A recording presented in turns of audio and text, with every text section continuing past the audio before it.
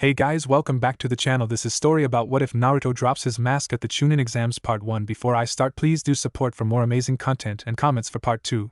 Do consider to subscribe my channel and share my video to your friends and check out the description as well. Let's start the video. Welcome to my life. Yo, my name is Uzumaki Naruto. For the last 12 years of my life, I have been living a lie. What do you mean by that, you ask? Simple. People hate me. They think I don't know why they hate me. Oh, how wrong they are. You see, from an early age, people took pleasure in beating me and ridiculing me. Often, the word demon would come up in the beatings. Many years ago, I decided crying and just accepting the fact that people hate me and crying over it wasn't a good life to lead. I decided to find out what could possibly make them hate me so much. I quickly learned the henge skill at age 9 after a few failed attempts to get into the Konoha library as myself. After learning the henge skill, I walked in and straight past the receptionist who smiled at me. I had chosen the appearance of one very well-known Uchiha Sasuke. Since I had decided to use him as my appearance, I thought I should probably try to lean about his behavior patterns in case someone questioned me on something. Once inside, I had no idea where to start searching. The only clue I had was demon and also kitsune, which was muttered less often than demon. I went straight to the history section and looked for mythological creatures. There was a small passage on kitsunes, which I read, but it gave me only one small clue. Kitsunes could have a number of tails, depending on how powerful they were. The maximum was 9. I decided to search the history section of Konoha, and I flipped through the index until I found exactly what I wanted. Going to the page, I saw that 9 years ago on my birthday, the Lord of Demons, the Kyuubi no Kitsune, had attacked Konoha, and many ninjas had been sacrificed to beat it. However, among the list of those who died was the Yondaime Hokage. Apparently, he had not only killed himself, but the Kyuubi too. This made me think. If he killed it, then why do they call me demon? Unless... Naruto thought about something. He had overheard two jounin talking about shinjutsus, or suicide techniques. Naruto eagerly went and looked up a book with jutsu types and a list of the known ones. He heard the librarian walk up to him and smile. Forgive me, Sasuke-san, but we are closing for the afternoon. If you want, you can borrow that book and a few others for the night. I looked up and gave away no emotions. I turned to her and looked her in the eye. Do you have any books on shinjutsu and a list of them, especially ones known to belong only to Konoha ninjas? The librarian frowned as she concentrated. Well, we do have a book on all known shinjutsus of this village, but we require special permission from Hokage-sama himself for anyone to view the book, and we are not allowed to let it leave its place. Naruto scowled, imitating Sasuke perfectly. This seemed to have the desired effect on the young librarian, as she smiled at him. I'm sure Hokage-sama will give you permission. I will send a request to him tomorrow morning. If you come at about lunchtime, you should be allowed to see it. Naruto nodded his thanks and put the book back, before walking out the door. Once he had gotten into an empty alley, I released the henge and scowled. God, Sasuke's such a cold-hearted bastard. Can't really blame him though, since he saw his whole clan killed in front of him. Naruto walked home, eagerly waiting to get to that book. After a quick bowl of cup ramen, Naruto brushed his teeth and went to bed. Next morning, 11 a.m. Naruto had been up for several hours now. However, the problem was finding Sasuke to use him for a henge. At around about 11 a.m., he saw Sasuke running down the street. Naruto raised an eyebrow. Sasuke doesn't usually run, it makes him look uncool. Soon, Naruto heard a distant thundering, and looked in the direction it was coming from. What he saw amazed him. There was a huge group of fangirls chasing him down the street. Naruto got an idea. He smirked and ran after Sasuke. Once he had caught up, Sasuke scowled at him. What do you want, Naruto? Naruto smiled at him, matching him pace for pace. Looks like you're having trouble with your fangirls. Sasuke's scowl deepened, and he considered punching Naruto in the face. Need some help getting rid of them? Sasuke almost stopped, before he remembered what he was running from. How exactly are you going to help? Naruto rolled his eyes and formed a ram's seal as they rounded a corner, out of sight from everyone. Like this. Henge.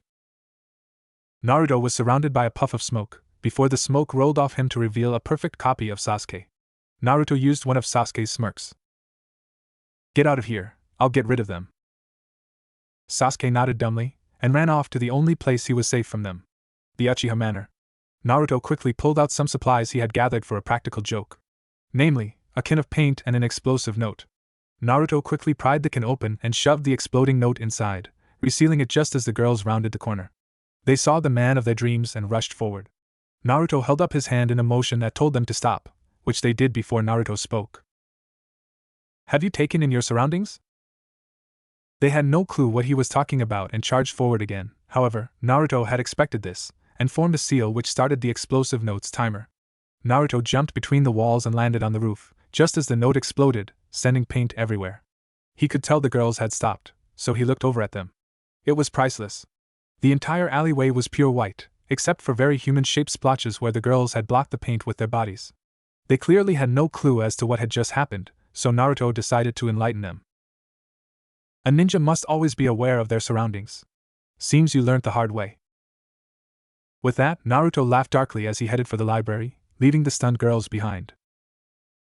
A short time later, at the library, Naruto ran to the library, hoping he wasn't too late. When he burst through the front door, he saw the Hokage and the librarian waiting for him. Naruto walked up to him. Sorry for keeping you waiting, Hokage-sama. The Hokage waved it off and motioned him to follow, which he did. Once the Hokage reached a door that was made of pure metal, he put his hands to it and muttered Kai, and the door flashed a brilliant white before it opened. Once inside, the Hokage resealed the door and turned to Naruto. You can drop the henge, Naruto. Naruto slumped his shoulders and muttered Kai, releasing the henge. The Hokage gave Naruto a solemn look. What could you possibly want to know about Shinjutsu? Naruto sighed, deciding that telling a lie right now will only cause more trouble. I want to know about a particular seal that is also a Shinjutsu. The Hokage's eyes widened in surprise, knowing exactly which one the boy was talking about. Shikifujin. Naruto nodded, guessing that was what he was looking for. The Hokage took a puff of his pipe before expelling the smoke out the side of his mouth. I suppose we might as well start from the beginning. The Hokage took a seat and motioned for Naruto to take the seat next to him, which he did.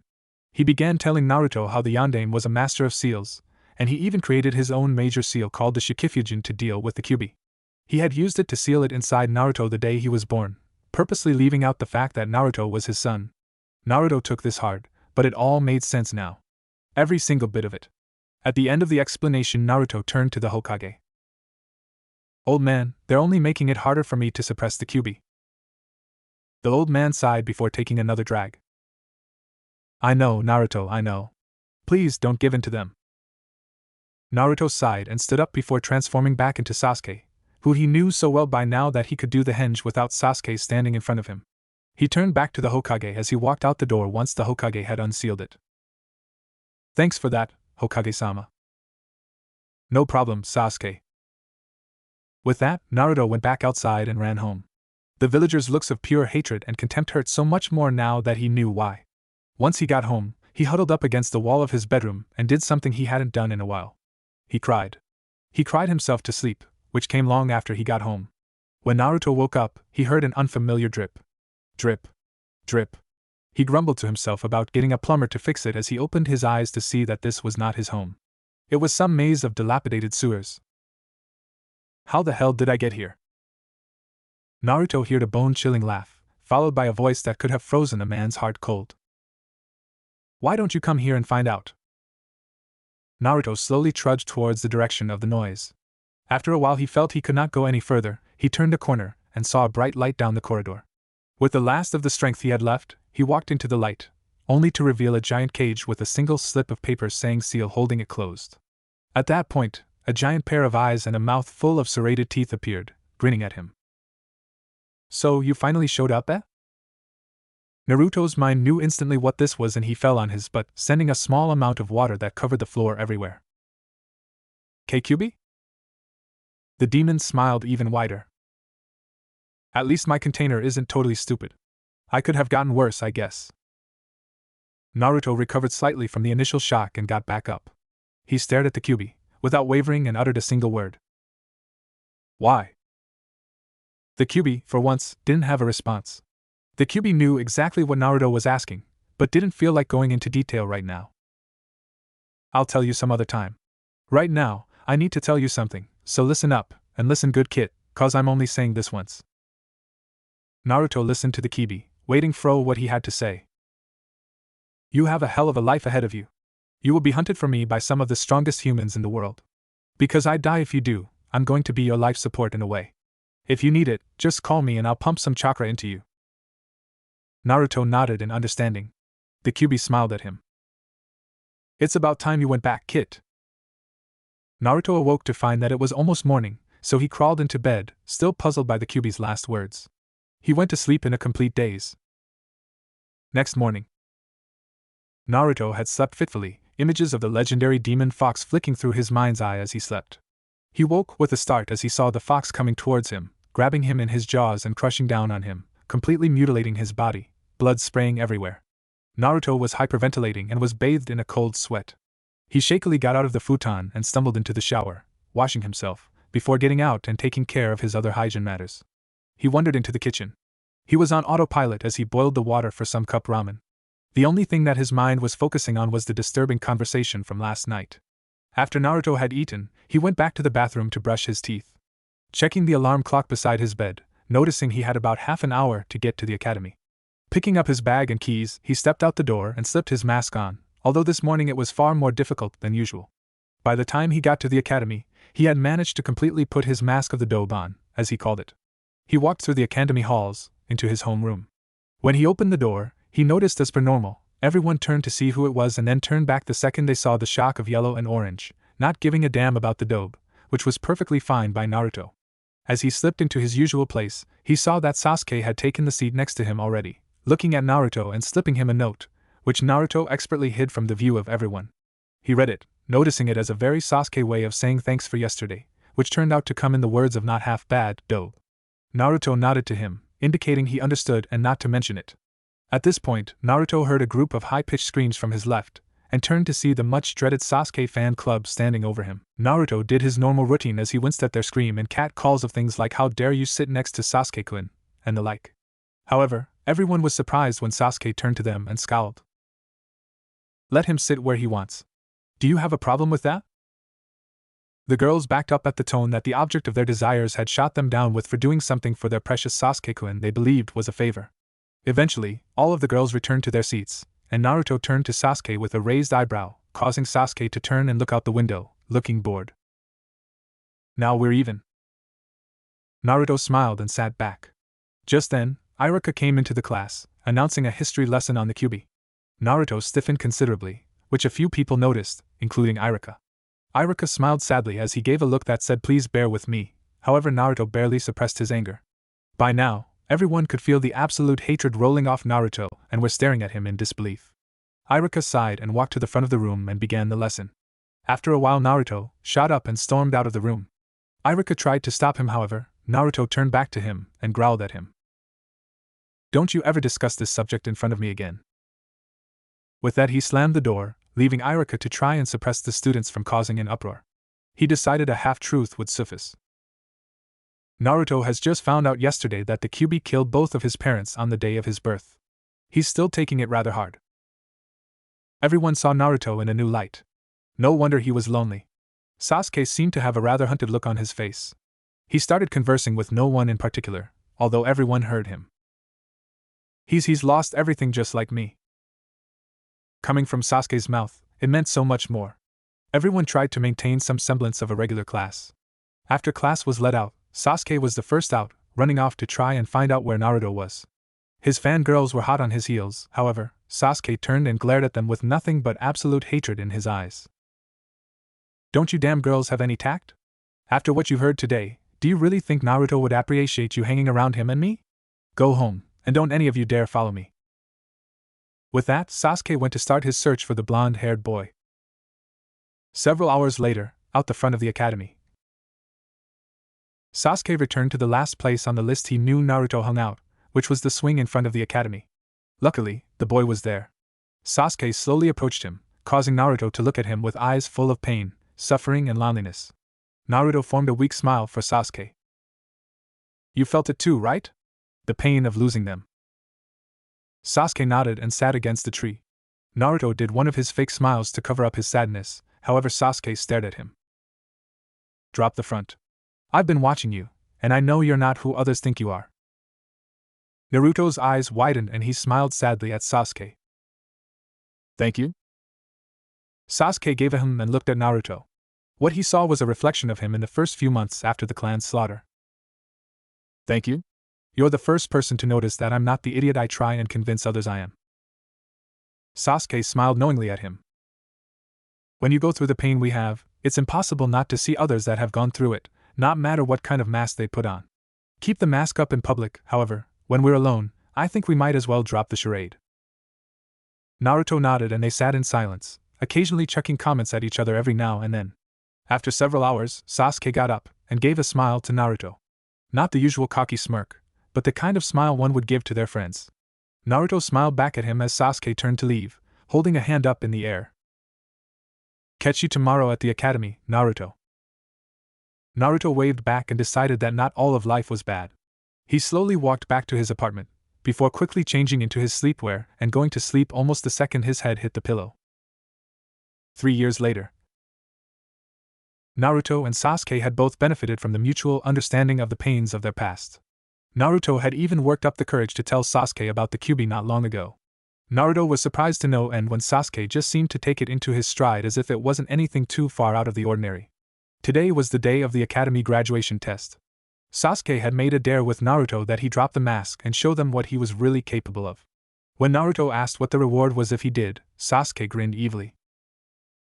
I'll buy you as much ramen as you want in one meal. Sasuke had found out long ago that Naruto's Achilles heel was ramen. Naruto took the bait perfectly and agreed to do it. When they came into the classroom and took their seats, Iruka called the roll, checking everyone was here. When he motioned everyone to follow him outside to the shuriken throwing area. Once they were assembled, Iruka motioned Sasuke forward, who with his usual cocky smirk, flicked his wrist, releasing the shuriken. All of them landed inside the targets on the log, all of them getting prefect bullseyes. Iruka motioned Naruto forward whose side, wondering if this was worth it. He flicked his wrist with the same ease as Sasuke had. To everyone's shock, the shuriken didn't miss by a mile like they normally would. They all landed perfectly in the bullseyes. Iruka was stunned, as were the rest of the class. Some of them started muttering things like fluke and lucky. Naruto was content to let the idiots think that, however he saw in Iruka's eyes that he understood that what Naruto had done was done with pure skill gained from years of endless practice, and had nothing to do with luck. After everyone else had completed the first test, Iruka walked back inside. He had them line up in front of him, and he announced the next test. The next test is a henge test. You must henge into me. First, Uchiha Sasuke. Sasuke grumbled and stepped up, muttering henge and transformed into a perfect Iruka. Iruka nodded, before he looked to the next in line. Next, Uzumaki Naruto. Everyone knew Naruto sucked at henge, and there was no way to fluke this. As Naruto stepped up, he could feel almost everyone glaring at him, almost willing him to fail. Naruto half lazily muttered henge, and he was surrounded by a veil of smoke. When it cleared, there was Iruka, and a perfect copy of him at that. The others looked astonished that Naruto hadn't attempted something stupid, like some of the perverted ninjutsus he was rumored to be creating. Naruto was surrounded by another cloud of smoke, and when it cleared there was the normal Naruto. He walked back to his usual seat, where Sasuke was sitting, purposely ignoring the stares. After the test came the test that everyone knew Naruto absolutely hated, the Bunshin test. Iruka told them to go into the next room one at a time as their names were called. Sasuke was called first, who came out a few moments later and showed his Hokage to Naruto with a quick flash, then disappeared. Naruto knew if he tried to do a Bunshin, he'd fail miserably. However, he prepared something else. Iruka popped his head in and called Naruto. Uzumaki Naruto, you're up. Naruto went with a grin on his face that rivaled a fox's. People could hear his cry from next door as he announced his technique, however, it was not what they expected. Kage Bunshin no Jutsu. They heard the sound of wood creaking and groaning under extreme stress before they heard the door shatter, and they ran outside to see that Naruto's clones were piled out the door on top of each other. Shikamaru was the first to pick up that something was amiss. They're solid. Everyone noticed this as the clones poofed out of existence, and they heard Iruka stutter, trying to find something to say. Naruto? Naruto turned to Iruka. What? Didn't I create enough? I can create more if you want. Iruka madly failed his arms, indicating it was okay. Naruto, that's a Jounin level jutsu. Naruto nodded. And? I can't do regular Bunshin, so I just had to try for the next level up. Iruka waved him towards the table of the Hokage, where Naruto picked one with black cloth and fastened it around his head. Naruto charged outside to see Sasuke waiting for him with a look of pure amusement on his face. You really didn't have to go that far to win the dare, you know. Naruto snickered and walked up to Sasuke, who fell into step beside him, as they both walked towards Ichiraku's for the prize Sasuke had promised Naruto. Formation of Team 7 and heading to the wave. Next morning at the academy. Naruto turned up early that morning and took his regular seat next to Sasuke, who gave him a nod, which was his indication of good morning while they were in public. Naruto returned it, and then turned to the front of the class as Iruka walked in. Iruka started a long-winded speech about how life would be hard from now on, and they had many trials ahead of them. He looked over his graduating class and then down at his clipboard. I will now announce the teams. Starting with Team 7, Uzumaki Naruto. Said student shot to attention at this. Iruka continued. Uchiha Sasuke. Naruto didn't contain his joy as he pumped the air and gave a yada off, causing everyone to look at him. Sasuke was happy with that as well. Iruka went and announced the last team member. And Hirano Sakura. Sakura jumped up with her own yada while Naruto and Sasuke banged their heads on the desk in unison and groaned. Shikamaru looked at Iruka in question. Iruka-sensei, what's with putting the 3 strongest people on one team? Aren't they supposed to be balanced? Iruka nodded. And they are, Shikamaru. Although Naruto got the highest scores in the final exams, the placements take into consideration your entire year's mark, not just the tests. Even if Naruto came first in the final tests, he was still bottom of the class. Shikamaru nodded and went back to staring out the window, content with the answer. After Iruka had announced the other teams, he told them which rooms to wait in for their new Jounin senseis. When Naruto heard the name of Cell 7's Jounin, he groaned and slammed his head on the desk multiple times, causing Iruka to look at him. Is something wrong, Naruto? Naruto looked at Iruka with a look of hurt in his eyes. Did you really have to give us that guy? He's 2 hours late to everything that's not life-threatening. Iruka sighed, shaking his head. He personally asked to teach your cell, which Hokage-sama agreed to. Naruto just trudged out of the room. Sasuke followed him with the ever-loyal lapdog that was Sakura close behind. 2 hours later in Team 7's room. Naruto counted down the minutes and seconds before he turned to the door and pointed at it just as it was opening. You're late, Kakashi-sensei. Why the hell are you always so tardy? Kakashi walked in to reveal a man in navy blue pants and shirt with a Jounin flak jacket over his shirt. He wore fingerless gloves that had metal plates on the back of the hands. He wore a mask that covered the majority of his face and all of his neck, and his hitaite covered his left eye, and he had a shock of silver hair standing up. He smiled in that oh-so-familiar irritating fashion, making Sasuke doubt his capacity while Sakura took her crush's example and doubted him. Kakashi looked at them before giving him. My first impression of you guys is... Naruto knew exactly what was coming, and answered for them. Annoying, right? You should really watch what you say, you sound like a hypocrite. Kakashi looked at Naruto and smiled lazily. Meet me on the roof. With that, Kakashi poofed out of existence, and Team 7 followed him to the roof. Once they were there, he motioned to the steps, and they took their seats. Kakashi leaned up against the railing, and folded his arms over his chest. Well, I need to get to know you guys first, so tell me your names, likes, dislikes, hobbies, and dreams. Sakura didn't understand, so she looked at her new sensei questioningly. Sensei, why don't you go first? Kakashi nodded and started. My name is Hatake Kakashi. My likes are none of your business.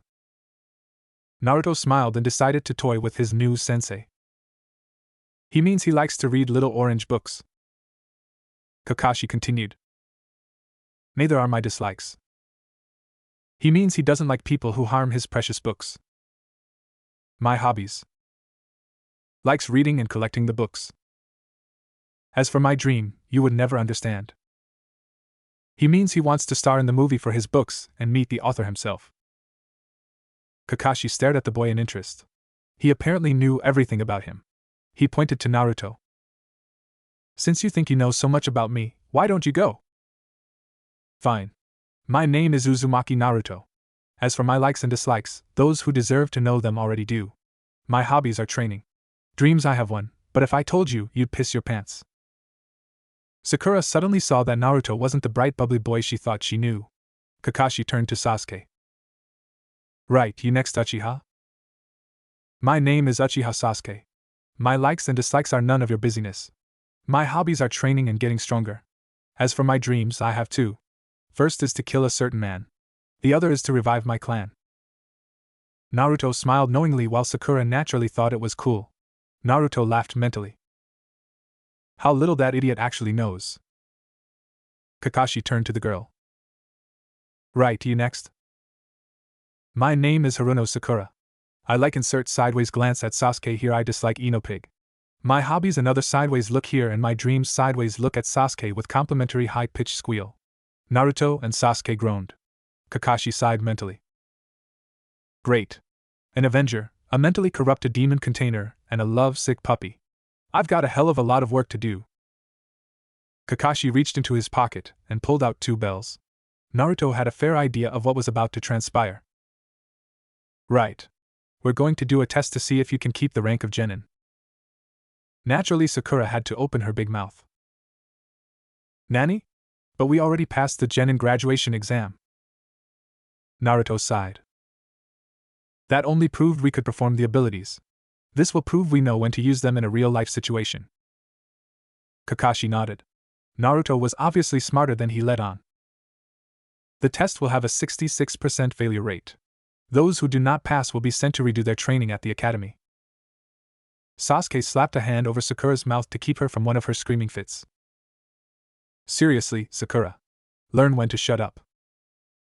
Naruto stared at Kakashi. Let me guess, you're going to tell us not to eat breakfast, right, because we'll throw up? Kakashi's eyes narrowed. This guy's damn sharp. According to his grades, he was the dobe of the class. Kakashi did his laid-back smile. Yup. Well, meet at the training grounds at 5 a.m. Ja.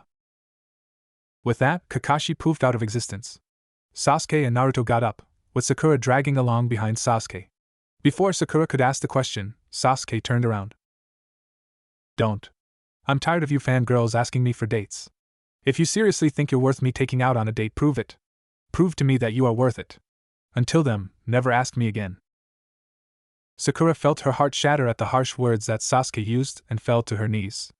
Naruto saw what she was about to do and sighed. Asking Sasuke to wait for him, he went up to Sakura. Sakura, do you know why Sasuke says harsh things like that? Sakura shook her head. It's because he's scared. Scared that if he gets attached to more people, he'll lose them again like he did his clan. That's why he only makes attachments to people who can defend themselves against anything. By proving you're worth it, he meant prove you're as strong as he is. Personally, I'd say drop it. You have no idea what you're trying to get yourself into. Sasuke and I have led a dark past and well have our minds set on one goal only. After that, we have nothing to live for. Be careful what you wish for, Sakura.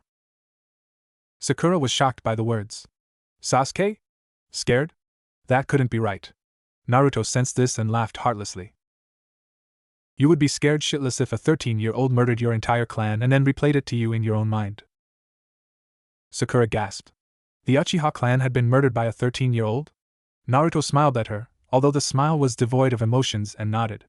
With that, he went back to Sasuke as they walked back to Ichiraku's for lunch. Next morning, 7:30 a.m. Naruto and Sasuke appeared at the training grounds half an hour after they knew Kakashi would be there. He stared at them. Why were you late? Naruto burst out laughing. You come 2 hours late every day and you call us late because we decided to show you what it feels like for once. Please.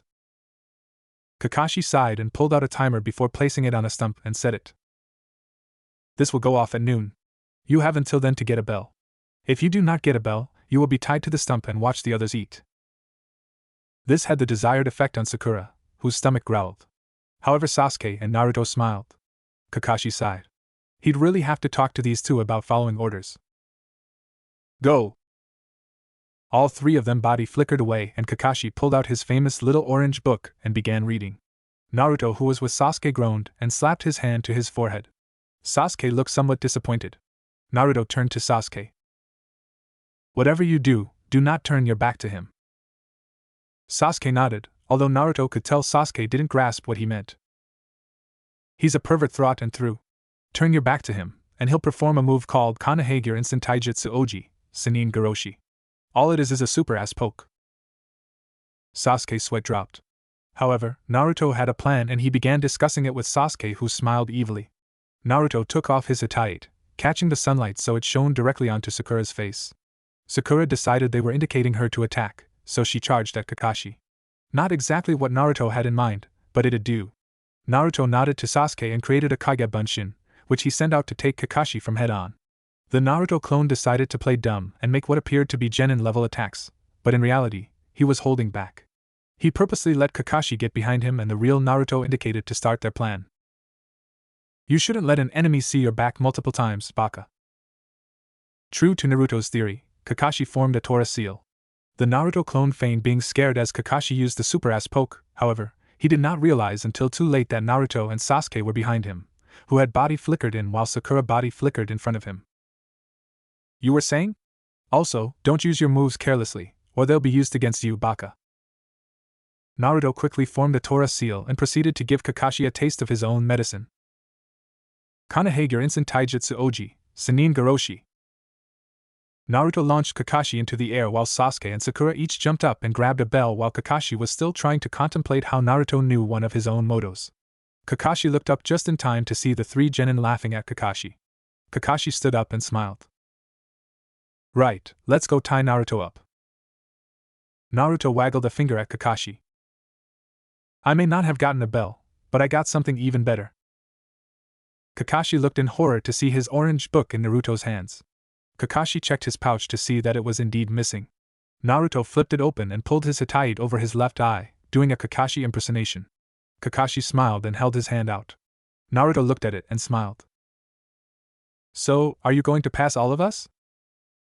Kakashi sighed. Well, you did understand the true meaning of this test, which was teamwork. I've never passed a team before, because they were Bakas who just followed my rules unquestioningly. So. Kakashi turned around and gave them a genuine smile. You pass. Naruto gave Sasuke a high five while Sakura gave her usual yada. Kakashi continued smiling. It seems that Sasuke and Naruto get along perfectly, however, Sakura seems to be the odd man out, so to speak. But you were able to put your differences behind you and work together to beat me. They were all smiles as Kakashi waved them to the three bento boxes on the ground. Eat up, guys and girl. Starting tomorrow, we begin missions as Cell 7. Also remember one rule. They looked up at Kakashi, waiting for his rule. Those who don't listen to orders are scum, however, those who don't take care of their friends are lower than that. Remember that well. They nodded as they finished up their bento boxes and walked their separate ways. About a week later, in the mission office. Cell 7 had been doing a hell of a lot of stupid missions that weren't even fit for an academy student. Finally, after returning a very troublesome cat, as Shikamaru would have called it, the feudal lord's wife left after paying, and the Hokage looked through the mission listing. Let's see, your next mission will be babysitting an elder's grandson, shopping at a nearby village, digging up sweet potatoes. No. The single word made the entire room look at Naruto, demanding an explanation. How the hell could you classify these as missions? I wouldn't even subject academy students to this. I'm sure, being the Hokage, you've realized by now that every single mission we've been assigned is easily doable by non-ninjas. Why bother squandering village resources like this? Everyone looked at Naruto, trying to find some flaw in his argument. However, it was perfect. Every single part of it was true. Iruka stood up to try and defend the Hokage, but the Hokage just motioned to sit back down. So, you think you can handle a real mission? Let's see. The Hokage shuffled through the papers before finding one in particular. What about a C-class mission to the wave? Naruto laughed mentally. This was an AC class. The only person who would come to a ninja village from the wave would be to ask protection from Gato, making it at least B class. Naruto saw that Sasuke had realized this as well. Naruto grinned and Kakashi nodded. We'll take it. The Hokage nodded. Then I'll introduce you to your client. You can come in now. The door opened to reveal a thick-set man with graying hair and beard. He also wore glasses and was obviously drunk. He looked at them and gave them. These are the people that you assigned to protect me? They look like super idiots, especially the one in orange. Naruto smiled. I could kill you in one of 7 different vital areas in under a second without you realizing. I'd suggest you reconsider that remark. The man stiffened up at this remark, instantly becoming sober. He sighed and nodded to the Hokage as he led them out of the mission office. When Naruto got out of earshot of the room, he called to the old man. I know the wave country is poor, but it's not a good idea to deceive the mission handlers about the mission's difficulty. The man stood ramrod straight and looked the boy in horror. He decided a get trip was in order. Well, I don't mind if you guys dump the mission. It'll be sad when my daughter and grandson dies. Naruto smiled. Well, why don't we have a little discussion then? Tell us as much as you know about the enemy, and we'll adjust accordingly. If you don't tell us all you know, we will dump the mission, which we have every right to do so. The man nodded and began telling them about the Gato Corporation, who it was known to hire and its numbers, which was admittedly vague, but Naruto had expected this. Gato was known to keep his numbers and employees well hidden. For a week, they trudged towards the wave country encountering no resistance. Demon brothers aren't in this one. Finally, they got to a river where a boat was waiting. They walked towards the boat and got on. The man nodded. To their client. Tazuna, we've been expecting you. Are these the ninjas you brought? Tazuna nodded and the man in the boat started up the engine to get going. Soon, they entered a thick mist and the man cut the engines. Please be very quiet. Gato's men patrol this area, so from here on we have to row. They nodded, keeping their senses steeled. They managed to reach the shore without incident, and they set out towards the main village of the wave. Naruto felt a wave of killer intent directed towards him, and he charged forward, tackling Sakura and Tazuna to the ground. Sasuke and Kakashi were quick enough to react by themselves. Naruto looked at the giant sword that had embedded itself in a nearby tree. Naruto smirked. I'd recognize that sword anywhere. A disembodied voice came from around them. Oh? Recognize me? 3 guesses. I only need one. Former member of the Hidden Mist 7 Shinobi Swordsman, Momochi Zabuza, also known as the Demon of the Mist. Wanted mainly for a failed assassination attempt on the Mizukage. Considered an upper A, bordering on lower S rank missing nin. Zabuza laughed. You're a good kid. It's unusual for a genin to know so much about missing nins. I have to know my animes if I want to live. One of them happens to be a former acquaintance of yours. And who would that be? Hazagake. Kisame. Zabuza paused for a moment, before laughing. You got yourself some powerful enemies, kid. You must have severely pissed off Kisame to make him an enemy of yours. So, since you have Kisame as an enemy, I would have assumed you've trained yourself to be able to at least hold your own for a while? Naruto laughed, continuing with the pre-battle banter. Yeah, I trained alright. You would be a good measuring stick to see how far I've come. Just then, Zabuza's body flickered to stand on the handle of his sword and look down at the group. Naruto smiled with nothing but confidence in his eyes. Everyone else was either shaking or, in Kakashi's case, planning what to do. Zabuza stared at the kid who had spoken to him. You don't look like much, kid. Naruto smiled. Want to find out if that's true? Zabuza smirked and pulled the sword out of the tree. Kakashi saw that Naruto was about to charge him, and put a hand on his shoulder. Naruto, he's out of your league. Everyone, get in formation and protect Tazuna. Naruto sighed and got in formation. Kakashi decided to lift his headband and end this quickly. What Sasuke saw shocked him. Is that the Sharingan? Naruto nodded. It's not his, per se. He can't use it to the full potential because he's not an Uchiha. Apparently, he came back from a mission with his left eye slashed, and he had a Sharingan instead of the normal eye. Also, his teammate who was an Uchiha didn't come back from the mission. That's all I could find out. Sasuke nodded and watched as Zabuza pulled the sword out of the tree and body flickered to stand on top of the water nearby before announcing his technique. Ninpu, Kirigakure no Jutsu. The mist slowly surrounded them and separated them from Kakashi. Naruto smiled. He knew what was coming next, and decided to spoil the mood. Let me guess, Zabuza. The 8-point speech, right? Do you ever come up with anything original? Zabuza said nothing. At that point, they felt a burst of chakra and the mist around them cleared, revealing Kakashi surrounded by an aura of chakra. Naruto could sense the fear rolling of Sasuke in waves and turned to him. Sasuke, that is exactly how Zabuza wants you to react. Don't forget I'm here. He won't get to you without a fight. Sasuke nodded, regaining his resolve and steeled himself. At that point, Zabuza appeared in the middle of them.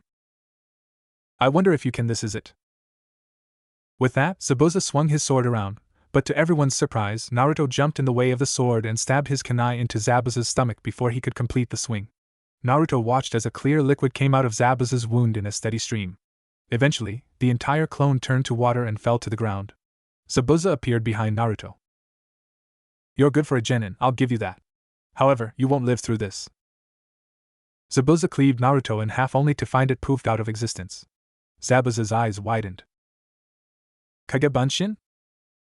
Kakashi appeared behind Zabuza with a kunai to his neck. "None of us are to be underestimated, Zabuza. This is the end for you." Another Zabuza appeared behind Kakashi, sword poised to strike. "Is it Kakashi?" Kakashi stiffened in surprise before he destroyed the Mizu Bunshin in front of him and ducked in time to avoid the horizontal swipe, only to receive a swift kick to the chin, sending him flying into the river. Zabuza ran at Kakashi, jumping over the caltrops and into the water. Kakashi broke the surface and looked at the water in worry. "What's with this water? It's heavy for some reason." Zabuza's body flickered behind Kakashi and formed a short set of hand seals giving off a humph. "Baka. Surin no Jutsu." Kakashi was immediately trapped in a sphere of water. "You're annoying, Kakashi.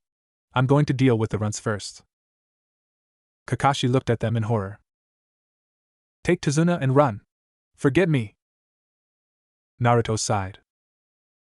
"Do you still have so little faith in us, Sensei?" "I told you to run. That's an order." "No." Kakashi turned to Naruto, realizing he had taken his lesson to heart. Zabuza formed a Mizu Bunshin and had it walk toward the genin and Tazuna. The clone laughed. "The three of you have Hitaiite on as if you think you're ninja. A ninja is someone who's gone through numerous life and death situations. In other words, you can call yourself a ninja when you appear in my bingo book." "What would you know of life and death?" Everyone turned to Sasuke and Naruto, who were shaking in barely suppressed rage. Sasuke looked up at Zabuza with pure hatred in his eyes. "What would you know about what it's like to have your entire clan murdered by your 13-year-old brother, and then have to watch your relatives' deaths over and over for 72 hours with the Sharingan, huh? What the hell would you know what it's like to be beaten senseless as a 5-year-old child who couldn't protect himself from an entire village of ninja just for being who you are and then refused service at the hospital when someone brought you in out of pity, suffering from a coma and severe internal damage every time it was your birthday? You don't know jack shit about pain." Zabuza saw them quivering in pure rage. They obviously weren't lying. He smiled at them. "So both of you have obviously seen pain that only the worst of us are subjected to. You may be able to call yourselves ninja, but what about the girl, With that, Zabuza charged at the girl, knocking her forehead protector off her head and sending her flying back. The Hitaiite spun through the air before landing on the ground. Zabuza stomped on it, grinding it further into the ground. "She's obviously led a sheltered life, growing up with parents and friends. She has no right to call herself a ninja. Not until she does something like I had to pass the genin exams of the Hidden Mist." Naruto scowled. "You mean where you were paired up upon entering the academy, and you had to study from the same book, eat from the same bowl and sleep in the same bed, and for the graduation exam, you were forced to fight each other to the death?" Zabuza smiled behind his bandaged mouth. "Exactly. Until she is forced to kill someone, she will never be able to understand what being a ninja means." Sakura shakily got up, trying to recover from the pain. Naruto turned to Sasuke. "Want to try our luck?" Sasuke smirked, and they both charged at the clone with abnormal speed for genins. The clone managed to fight them off. Naruto smiled. "Sasuke, time for Plan B. Want to try that new combo we've been working on?" Sasuke nodded. "Let's go." Naruto formed a mass of Kage Bunshins and dog-piled the Zabuza clone. However, they were thrown off and destroyed, which was exactly what Naruto wanted. One of Naruto's clones covered the real Naruto as he hinged into a Fuma Shuriken, which the clone caught in his bag. Pretending to open his bag and look for something, the Naruto clone chucked the folded pair of Fuma Shurikens to Sasuke, who caught them. Once he'd opened them, he jumped into the air and threw them at the Zabuza clone, only they missed him and continued on towards the real Zabuza. "Oh? Going for me this time? A petty attack like that won't work." Zabuza caught the shuriken only to see a second one hiding in its shadow. "Nor will that." The Fuma Shuriken continued past Zabuza, although Naruto and Sasuke smiled and spoke just loud enough to be heard by Tazuna and Sakura. "Fuma Shuriken Henge combo, success." Just then, the still airborne Fuma Shuriken was surrounded by a cloud of smoke revealing the real Naruto, who threw a kunai at the real Zabuza's head. Zabuza had two options: cop the kunai full in the face or move out of the way and cancel the prison. Choosing the latter, he pulled his hand out and almost dodged the kunai whizzing past his head, making a small gash just beneath his eye. Zabuza started spinning the first Fuma Shuriken, preparing to decapitate the kid as he fell helplessly towards the water. However, just as he was about to release it, Kakashi blocked the Fuma Shuriken with the metal plates on the back of his gloves. Naruto fell into the water and broke the surface, smiling his foxy grin. Sasuke smiled. When you got caught in that prison, we didn't have a choice of wanting to run or not. If we had, Zabuza would have killed you and then picked us off at will. You're the crux of this team at the moment. Both Naruto and I thought through several different ways of freeing you, and we both realized that our combo we made just before we left for this mission was our best chance. The mass of Kage Bunshins was nothing more than a necessary diversion needed to hide the true combo, which consisted of two Fuma Shurikens. We knew you'd catch one and there was a big chance that you'd let the other one go past since both your hands were occupied, so the second one was Naruto in a henge, who exploited that weakness. Kakashi smiled at them. Good job. I'm proud of you. I wouldn't have expected any less from a former prankster and a shuriken specialist. You've both grown exponentially. Kakashi and Zabuza sprang back and started forming seals. The long seal chain ended in Tori as they both announced the jutsu. Suetun, Suryuden no Jutsu. A pair of dragons made entirely out of water rose out of the water and twisted around each other in a double helix shape, before lunging at one another. They clashed several more times before the jutsu was released, causing a shower to fall over the area. Kakashi and Zabuza sprang forward and locked blades, Zabuza with his sword and Kakashi with a kunai. They sprung back from the deadlock and stared at each other before running in half a circle. When Zabuza stopped, so did Kakashi. Zabuza prepared to do the ninpu, Kirigakyu no Jutsu again, and found that Kakashi was again mirroring his movements perfectly. Zabuza lowered his raised arm 3/4 of the way, mirrored by Kakashi, and began thinking. This guy, my movement is being perfectly. Kakashi finished his thought out loud for him. Predicted by him. Nani? He read what I was going to say in my mind? Zabuza formed a Tori seal, which Kakashi mirrored. Damn it, this guy has such unpleasant eyes, right? Zabuza formed a Tora seal and laughed. What you're doing is copying, nothing original. They both said the next sentence in unison. You can't beat me, you monkey. Zabuza's bloodshot eyes widened and he began forming hand seals. I'll make sure you can never open that copycat mouth of yours again. Just as Zabuza got to the last few seal, he noticed a shadow behind Kakashi. That's me? Is it Genjutsu? This gave Kakashi the break he needed to finish the last 3 hand seals and perform the jutsu. Suetun, Daibakufu no Jutsu. Zabuza was scared out of his mind. And Nani? This can't be. The water that had been collecting itself into a ring around Kakashi shot forward in a torrent of water and blew Zabuza away into the current, leaving him to scream all the way. Eventually, the torrents subsided, leaving Zabuza pinned against a tree. 4 kunais flew at him and embedded themselves into him, one in each limb. Zabuza looked up into the tree to see Kakashi staring at him. This is the end. Why can you see the future? Yeah. Your future is death. As Kakashi had predicted, 2 Saban needles flew out of the scrub and punctured Zabuza in the neck.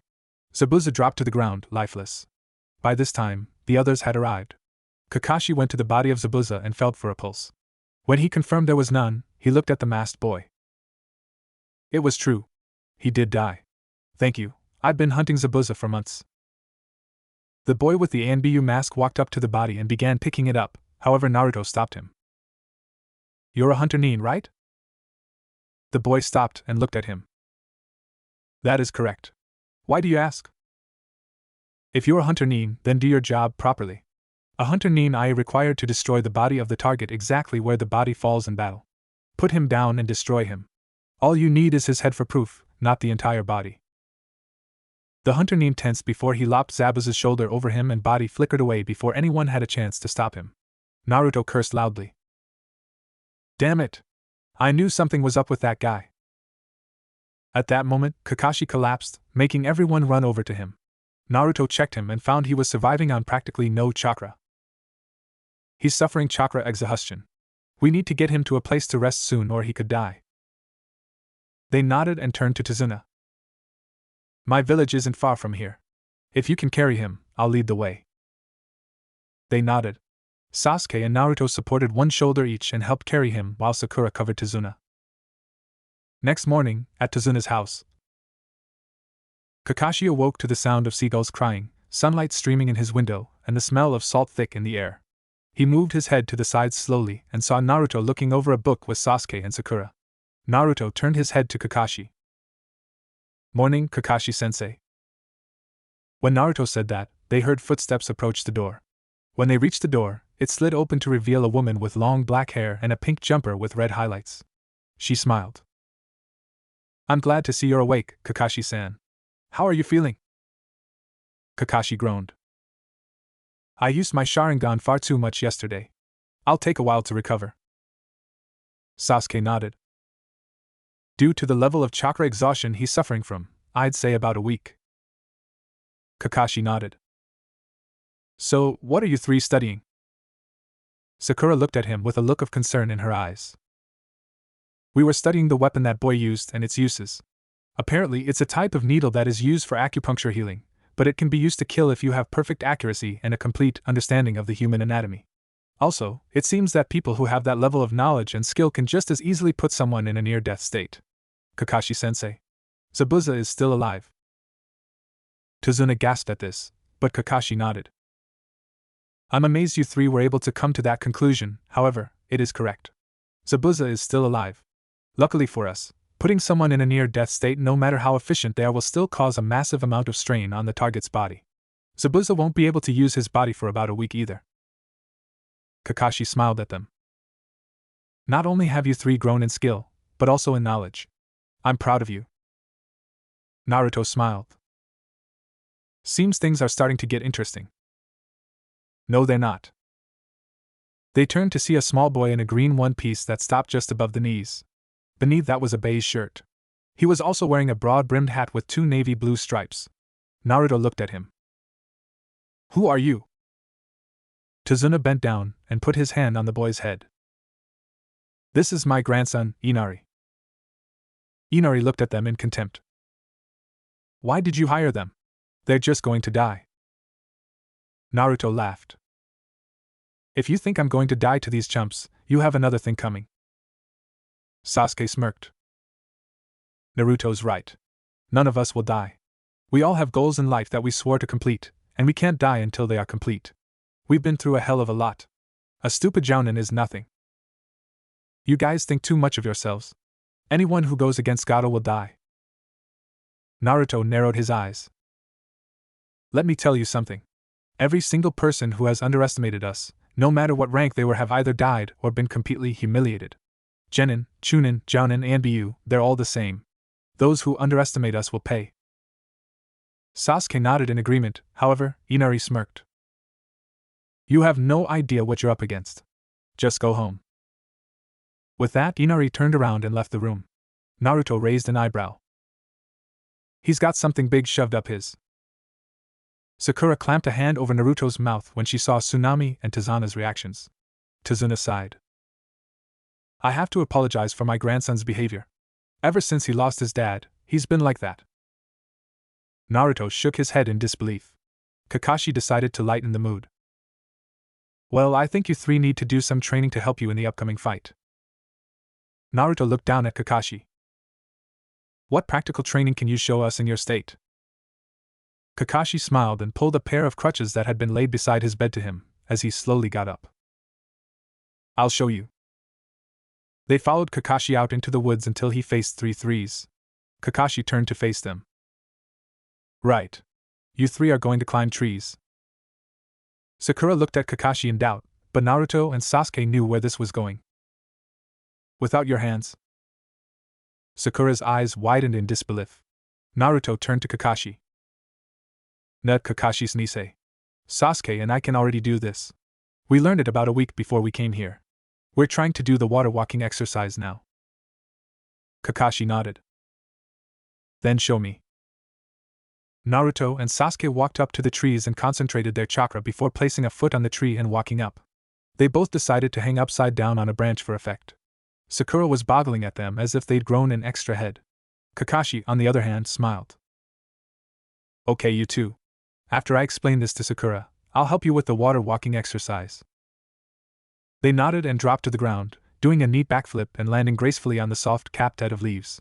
Kakashi turned to Sakura and explained the theory behind the exercise. The hell, I'm going to type it out here. Sakura steeled herself and ran at the tree, and to everyone's surprise, got up first go.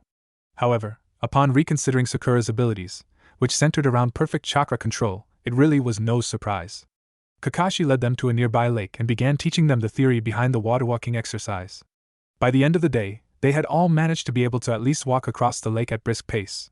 Kakashi decided to call it a day and they returned to Tazuna's house for dinner. Next morning, on the bridge, Sasuke, Naruto, and Sakura were patrolling the bridge for any signs of enemies. At about midday, Tazuna called everyone to the middle of the bridge for a break. They talked with each other while eating. Eventually, one person stood up. He looked at Tazuna. Tazuna-san, I can't keep working. Jichi? Why? Tazuna, I've known you for a long time, but if I keep building this bridge, Gato will come after me, too. Everything will lose meaning if you die. Why don't we stop building this bridge? Everyone began muttering before Tsuna turned away. We can't do that, Jichi. This is our bridge. All our hopes rest on this bridge. Distribution and transportation to this poor country, which has few resources, will increase. But we'll die if we continue. No, you won't. Not with us here. They turned to see the three ninja looking at them. To you, we may just be a bunch of kids you hired to help, but to us, a mission is a mission, and we complete each and every mission with our full efforts. None of you will die while we're around. They nodded before they turned back to Tazuna, who sighed, taking off his hard hat. Guys, take an extended lunch break. Don't push yourselves too hard.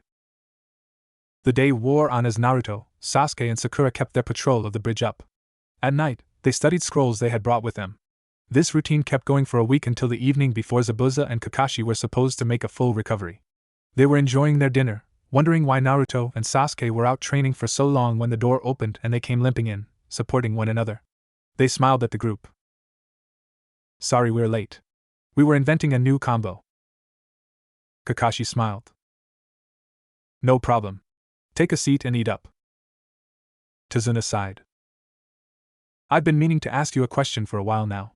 Why did you keep going with this mission when you worked out I lied about the difficulty of the mission? Kakashi folded his hands in front of him. Not doing the right thing when you know it is the coward's way. There are no weak soldiers under a valiant commander. Naruto smiled. Those are the teachings of our previous Hokage, the Yondaime. Inari started crying, causing everyone to stare at him. He stood up and slammed his fists on the table. Why are you trying so hard that you end up like that? You can't beat Gato's men even if you train. No matter how hard you try with those good-looking words, you can't beat him. Sasuke and Naruto stood, towering over the boy. Say that again, you spoiled brat. I dare you. Everyone turned to them. Naruto growled out. What the hell would you know? You're spoiled. You lost your dad, so what? You still have some family members left. I would kill almost anyone I had to have a single family member. Do you want to know what we went through? Huh? Sasuke slammed his fist on the table, causing it to crack. Both of us have no family left. My entire clan was murdered by my 13-year-old brother who used a technique to force me to rewatch him killing the entire clan for 3 days straight. Naruto here never had a family. His mother died giving birth to him, and his father died fighting a goddamn demon to save a village who would kill him the first chance they got if it wasn't for our current Hokage threatening anyone who harms him with death. On top of that, the 9 most powerful people in the world are hunting him for sport, one of who is my brother. You don't understand what true pain means. So you can just keep crying like the drama queen you are. At this, Inari backed up and ran from the room, slamming the door behind him. Tsunami had no idea that these boys managed to put on such brave faces despite what they went through. She began to apologize to them, but Naruto held up a hand. Save it. I don't want pity or sympathy, either does Sasuke. With that, they left to go to their rooms for the night, leaving the others to think about what had happened. Next morning, Naruto and Sasuke woke to find a note that the others had gone to the bridge and to meet them there. Naruto jumped out of bed, which woke Sasuke. Sasuke looked at the note and quickly got changed. They both ran downstairs and waved goodbye to Tsunami. When they were flying through the trees, Naruto noticed slash marks on a group of trees. He motioned for Sasuke to follow him to the area, and when they got there, they saw a freshly killed boar with slash marks all over it. Naruto looked at Sasuke. Go on ahead. I'll catch up after I take care of them.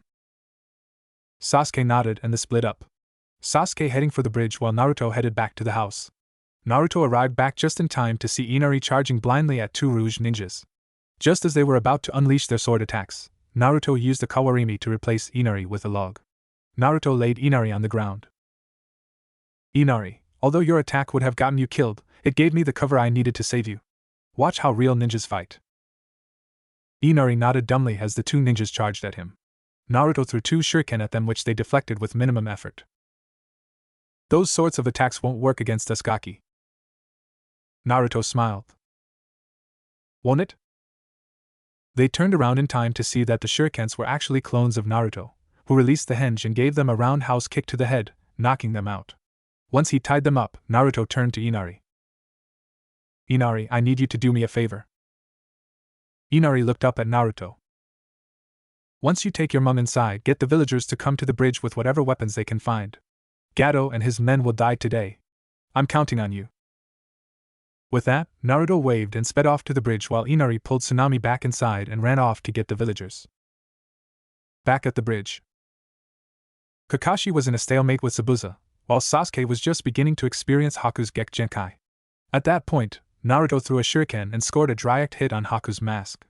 Naruto pressed his advantage and charged at Haku, stunning everyone. However, Haku was able to get back inside the mirror just in time. Naruto didn't expect this and plowed through the mirror, which promptly replaced itself. Naruto looked at Sasuke. Have you managed to work out how this thing works yet? Sasuke shook his head. Just as they got to their feet, Haku appeared in all of the mirrors, surprising Naruto. Soon after, they were peppered with a shower of saban needles, causing them to scream in agony. Kakashi looked in their direction when he heard the sound, causing Zabuza to laugh. No one has ever survived Haku's Gekgenkai. Those kids have had it. Kakashi looked at Zabuza square in the eye. No, they'll live. What makes you say that? Sasuke is one of the two last surviving members of Konoha's Uchiha clan, and Naruto is also the container for the Kyuubi no Kitsune. They will not lose. At the description of what Naruto was, Zabuza stared at Kakashi in disbelief. What did you say? You heard me, Zabuza. They won't lose. Zabuza was about to turn his back on Kakashi and deal with the punks, but Kakashi stopped him. You shouldn't turn your back on an opponent. Zabuza sighed. Let's continue then. Back in the room of ice mirrors, Naruto decided to try something. Sasuke, watch him closely. Sasuke nodded as Naruto formed the hand seal for Kage-bunshin, creating a clone for each mirror. Sasuke stared at the clones, trying to see how he attacked. The clones were defeated before one of them could reach a mirror, and the real Naruto fell back to the ground, coming to a stop beside Sasuke. Naruto looked up at him questioningly, to which Sasuke shook his head. Naruto stood up. Again, Naruto formed the seal and sent the clones at the mirrors. Sasuke concentrated on a blob of water that was floating in midair, and saw that it was disrupted by something twice. Naruto crashed back to the floor, and looked at Sasuke. Sasuke didn't make any movements this time, which Naruto had by now understood as an I'm not sure. Again, Naruto sent another wave of clones, however, this time, Sasuke kicked water into the air, and watched the water intently. He saw the water being parted and moved as if something was flying through the water. Once Naruto landed, he saw a slight nod, which wasn't a full yes I saw him, but more of I definitely saw something. Naruto formed another wave and sent them, while Sasuke formed his own technique. The clones were easily dispatched while Sasuke used his Katon Jutsu on a seemingly empty space. Once Naruto fell back to the ground, he stared at Sasuke. Sasuke pointed to a mirror, and Naruto saw that the boy's pants had been singed. They tried several times to get out, however, each time they failed. Finally, Naruto pumped chakra into his feet to increase his speed, but he was peppered with a bunch of saban needles, causing him to fall to the floor. Sasuke went to kneel beside Naruto. Naruto, are you okay? Can you stand? Naruto tried to get up, but fainted before he could even get onto his hands and knees. Sasuke looked around. Sasuke stood up, and Haku appeared in the mirror in front of him, pulling his hand back in preparation to throw the needles. Sasuke, however, picked up one of the many on the floor and parried the attacks before slumping back to his knees. Sasuke looked at Naruto. Naruto, you have to get up. He'll kill us. Naruto slowly started getting up. Haku launched another round of needles from all mirrors. However, Sasuke not only covered from himself, but for Naruto as well. However, Naruto fainted from exhaustion and blood loss. Haku launched a round at Naruto's prone body, but Sasuke bent down, picked him up and powered his jump with chakra, missing a rain of needles by seconds. Haku stared at Sasuke, or more directly, his eyes. The irises were blood red. In his left eye he had one mark, while his right eye had two. Haku decided to end this, and so launched an attack at Naruto's body. Sasuke, however, took the attack for Naruto before throwing Haku out of the way. Naruto opened his eyes to see Sasuke standing in front of him, barely clinging to life. Naruto stared at Sasuke in horror. Sasuke, why? Neither of us can afford to die, we still both need to kill them. I could have survived that, why? Sasuke's lips formed the ghost of a smile. I didn't want to see my adopted brother die. Naruto looked up at Sasuke in both admiration and horror. You think I'm a brother? Sasuke nodded as he reviewed all of his memories of Naruto before falling backwards into Naruto's arms. Sasuke looked at Naruto. I'm sorry, Ototo, you'll have to kill them for me. Naruto hugged Sasuke. Don't say that. Neither of us are going to die yet. Sasuke, I can't go on without you. I have nothing left, except you. Please don't die. Sasuke tried to put a hand on Naruto's face, but didn't make it. Naruto, don't die until you kill them. If you don't, no one can. With that, Sasuke gave up his struggle for life. Naruto stared in disbelief at his friend and adoptive brother. He couldn't die. It was physically impossible. He hugged Sasuke to him and started weeping before letting out a howl of pure anguish. Haku merged back into the mirror. Is this the first time you've seen a friend die? He was a ninja worthy of respect. How could you? I have nothing left. He was my last friend, my only friend, you bastard. With that, Naruto decided it was time. QB? Sure thing, Kit. Steam started to surround Naruto, which caught Haku's attention. The steam surrounding Naruto suddenly exploded into a wave of blood-red chakra. Naruto let QB take control of him. Naruto's body started to undergo a transformation. Naruto's nails grew into claws, his hair became unruly, his whisker marks turned into 3 dark slashes, and his EUs were blood red instead of the normal cerulean blue.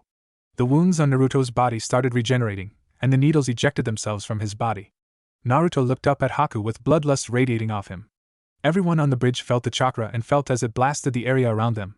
They heard what they assumed was Naruto's voice, however, it was very different from the normal Naruto. You bastard! I'm gonna kill you! The chakra gained more force as Naruto charged at Haku, deflecting the needles with a wall of chakra. Haku tried in vain to attack Naruto a few more times before Naruto caught his wrist, snapping the bones. Haku tried to hold back the force of pure evil emanating from the boy, but failed miserably. Naruto pulled his other fist back and charged chakra into it before slamming it into Haku's face, sending the boy didn't stop as the remaining ice mirrors shattered. He charged at Haku and proceeded to rip his body apart. Remember, Naruto hadn't seen Haku's face in my FIC, so he had no idea who it was. Naruto turned round and stared directly at Zabuza. You're next, shithead. Before Kakashi could stop Naruto, Naruto charged at Zabuza, who was being held down by Kakashi's ninja dogs. Naruto charged chakra into his fist and slammed it through Zabuza's chest. Sakura stared in horror at Naruto. This wasn't the Naruto she knew. Naruto turned back to the end of the bridge and saw Gato and his mien there, watching. Fresh meat. Naruto charged at the people, slicing a path through them to get to Gato at the back. Naruto smiled sadistically at him. Die, scumbag. Naruto grabbed Gato's neck and crushed both his windpipe and spine, causing him to slump to the floor, already dead. Naruto turned to the mercenaries. I haven't had a good feed in 12 years. This will be a nice appetizer. The men started backing up, but QB-controlled Naruto didn't give them the chance. He started ripping into them, pulling arms and legs off, putting his hand through their chests, and used other sadistic methods to kill them. By now, Sakura, Kakashi and Tazuna were mortified at what Naruto was doing. Naruto finished killing the last one and slowly regained control of his body. He slumped to his hands and knees as he saw what he had just done. He threw up and began convulsing badly, causing Kakashi to run over to him. Kakashi saw that Naruto was suffering from severe psychological trauma, which really wasn't surprising. Kakashi gathered Naruto up and ran back to Sakura. Sakura! Get Sasuke! We're going to the hospital. Kakashi and Sakura ran past the amassing group of villagers who had arrived with weapons like Naruto had asked for, and were shocked to see a blood-soaked Naruto convulsing violently in Kakashi's arms, while Sakura was carrying Sasuke close behind him. They understood when they saw the state the bridge was in and looked in absolute horror at the scene of carnage that was worse than any nightmares they had had before. Tazuna dispersed them, and went to check on the Konoha ninjas. Next morning. Apparently, Sasuke had only been in a near-death state. As soon as he was able to, he rushed to see Naruto, who was sweating profusely and shivering, moaning incoherent words. Sasuke looked to Kakashi for an explanation. Sasuke, when Naruto saw you die, he went berserk. He killed Haku, then Zabuza, and then killed over 200 thugs as well as Gato in under 2 minutes. When he came back to his senses, he saw what he had done, and has been like this ever since. Sasuke looked at Kakashi in shock. He turned to Naruto, who was still convulsing. Sasuke laid a hand on Naruto's, which instantly seemed to have an effect. Although Naruto didn't stop convulsing completely, the spasms died down considerably. Kakashi noticed this, and decided that it would be best to head back to Konoha, as the medical adequacy of this hospital was nowhere near up to scratch. Sasuke, I need you to carry Naruto back the way. I'm sorry if it's a burden, but... Sasuke shook his head. It's fine, I understand. I hate to see Naruto like this. Sasuke lifted Naruto off the bed, and walked out of the room to see that Sakura was waiting for them. Kakashi nodded to her, and they walked out of the Waves Hospital. Once they had collected the payment, they left for Konoha. 2 weeks later. Once Team 7 got back from the Wave, Naruto had been taken directly to the hospital for a week of intensive psychological treatment.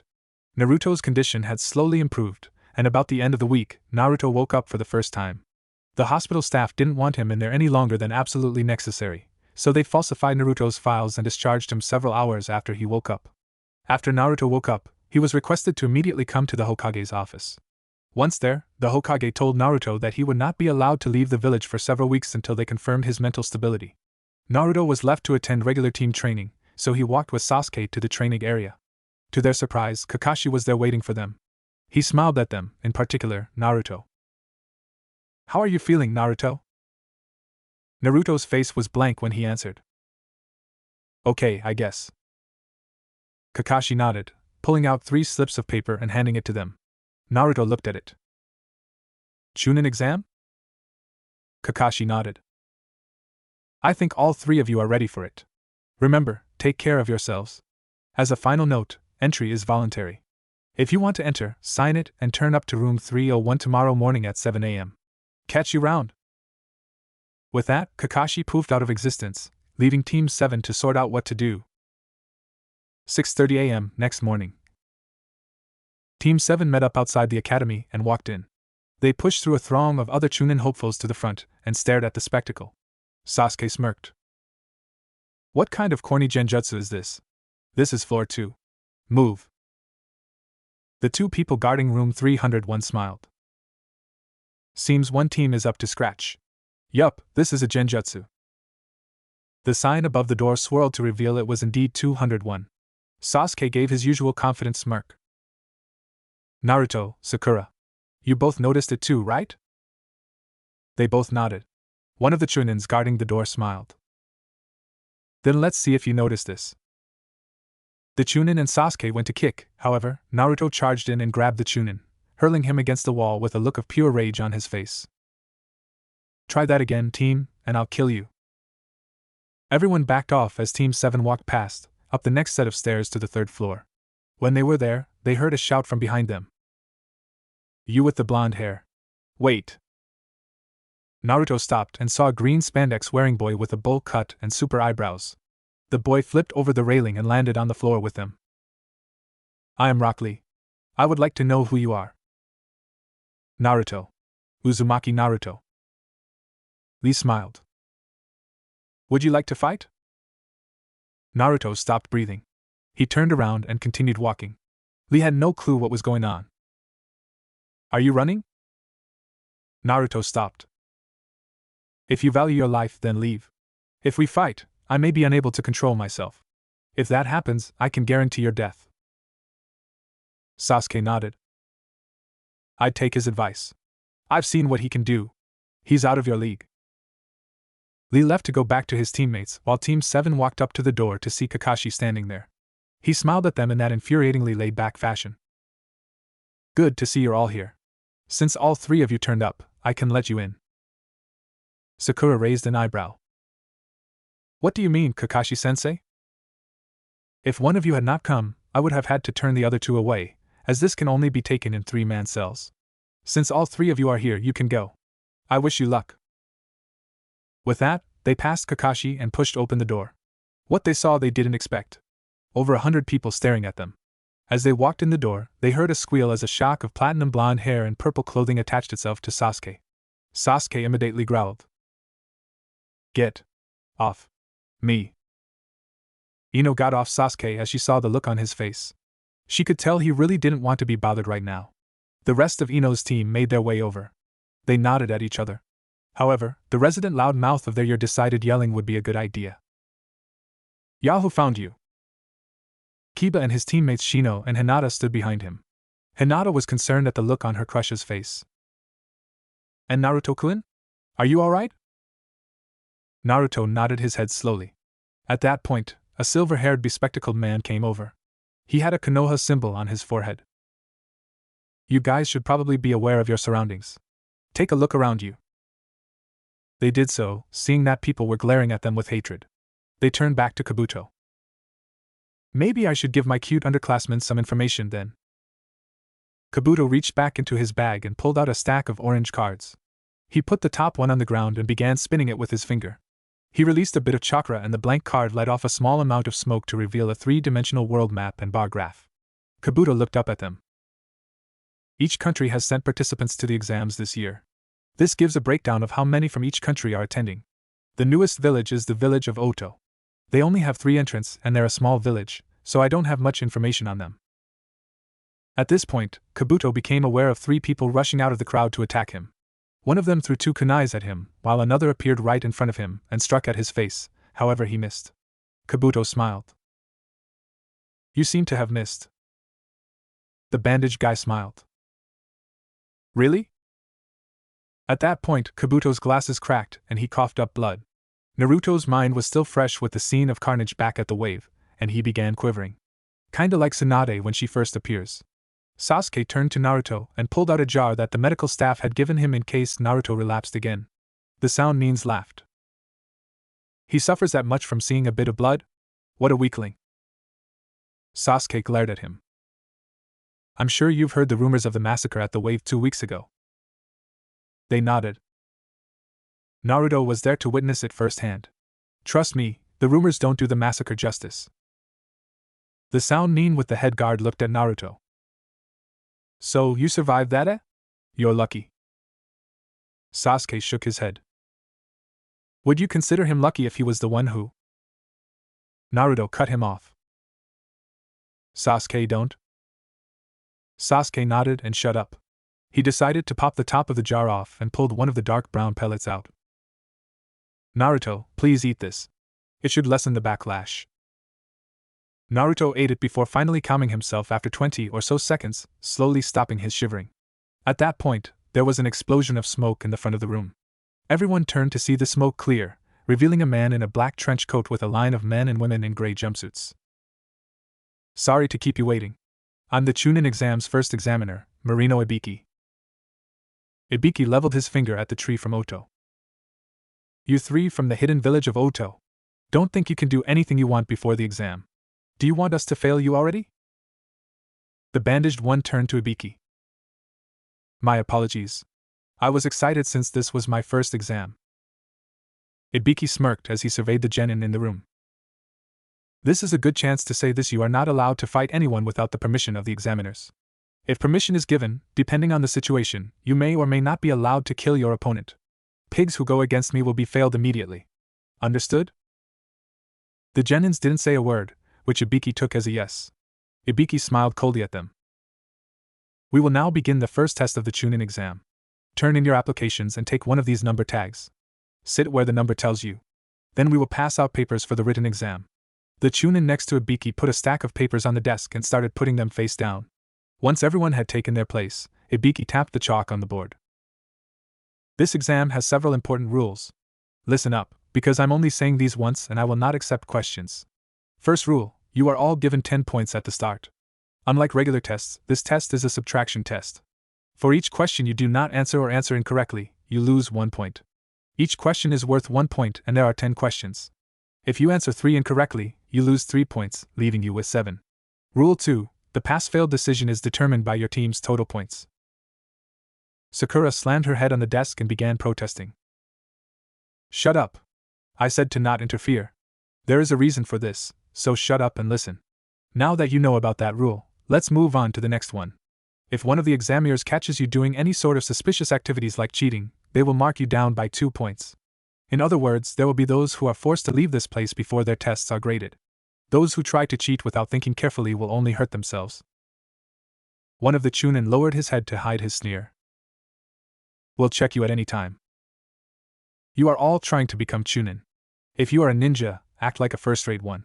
Finally, if anyone in a team gets 0, they and their teammates will be failed immediately. People began muttering amongst themselves, but Ibiki quietened them. The last question will be given 45 minutes after the exam begins. You have 1 hour for this exam. Begin! Not a single student failed to comply. Naruto looked at the paper in amusement. I can't answer a single damn one of these questions. These aren't even Chunin-level questions. Kyubi? Any ideas? Naruto had only just recently started talking to Kyubi again after he apologized for his behavior in the wave. Somehow, letting Kyubi control Naruto had opened a telepathic link of sorts that let them communicate without entering the subconscious mind. I may not understand the questions themselves, but I understand the idea the questions are trying to get across. Tap the signal for Sasuke to copy you. Naruto tapped his pencil on the table 7 times, indicating Sasuke to use his Sharingan on Naruto. Sasuke immediately activated his Sharingan and copied Naruto's movements, which stopped at odd intervals before resuming. Sakura was fine answering the questions by herself, and they all finished at about the same time. Once they had finished, Naruto tapped the pencil on the table 3 times, indicating to watch each other's backs for cheating attempts. Naruto was the first one to notice one directed at Sakura from Ino, who had obviously been waiting for Sakura to finish. Naruto tapped once, indicating Sakura was under attack, so to speak. Sakura accidentally dropped her pencil on the floor, leaning down just as Ino's projected mind would have struck her body. Since Sakura wasn't there, Ino's mind passed her seat and shot out the window, not to return for several minutes. Sakura picked up her pencil and tapped once to indicate she was okay. There was only a minute left until the final question was given. When that minute was up, Ibiki addressed them. I will now give the 10th problem. Oh, but before that, there's one thing I must say: there will be a special rule for this last question. Just then, the door opened and Kankuro came back in. You're just in time. I trust your playing with dolls was beneficial? Kankuro said nothing as he walked past his blonde-haired teammate, expertly dropping a rolled-up piece of paper onto her desk before he took his seat. I will now explain. This is a hopless rule. The first part of that rule is whether you want to take the question or not. Temari called out to Ibiki. Choose not to take it? What if we decline? Then I will reduce you and your team's points to 0, failing you immediately. This caused a stir in the genin, which Ibiki promptly put a stop to. If you don't shut up, I'll fail you all right here and now. That was the first part of the rule. The second part is, if you decide to take it and answer it incorrectly, you will be refused entry to all future Chunin exams. Kiba pointed a finger at Ibiki. What kind of a stupid rule is that? There are those here who've failed before. Ibiki laughed coldly. Unfortunately for you, this is my first time as an examiner. The other times, the rules were different. However, while you're in my exam, you will submit to my rules or get out. Those who are not confident in themselves, I have been kind enough to give the option of leaving with minimal consequences, and take the exam next year or the year after that. Ibiki let this sink in, before continuing. Let's begin. Those who do not feel confident, raise your hand. After we have confirmed your numbers, you will be required to leave. After about a minute, someone finally cracked and raised their hand. It was the guy right next to Naruto. I won't take it. I quit. Number 50, fail. Number 130 and 111 fail along with him. This set off a chain reaction, with over a quarter of the remaining people's hands being raised. After a while, people stopped raising their hands. Ibiki looked over the rest. The rest of them either showed no emotions on their face, or they showed pure confidence. Ibiki realized this wasn't going to get any further, and so smiled at them. Well, then the rest of you pass. People had no idea how to respond. Naturally, Sakura was the first to respond. Wait. What's the meaning of this? What happened to the 10th question? Ibiki laughed lightheartedly. There was no such thing to begin with. However, if you really want to believe there was a 10th question, I guess you could call the take or not take decision the 10th question. Temari was next to question. Then the first 9 questions were useless. Ibiki smiled. Were they? No, they served their purpose. The first 9 questions tested your information gathering skills. First, this test's purpose lies in the first rule. Your pass-fail decision OS based on your 3-person teams. By giving you that idea, we were placing a huge load of pressure onto each of you to not let your teams down. As the majority of you noticed almost straight away, these are not Genin-level questions, and some of them are not even Chunin-level questions.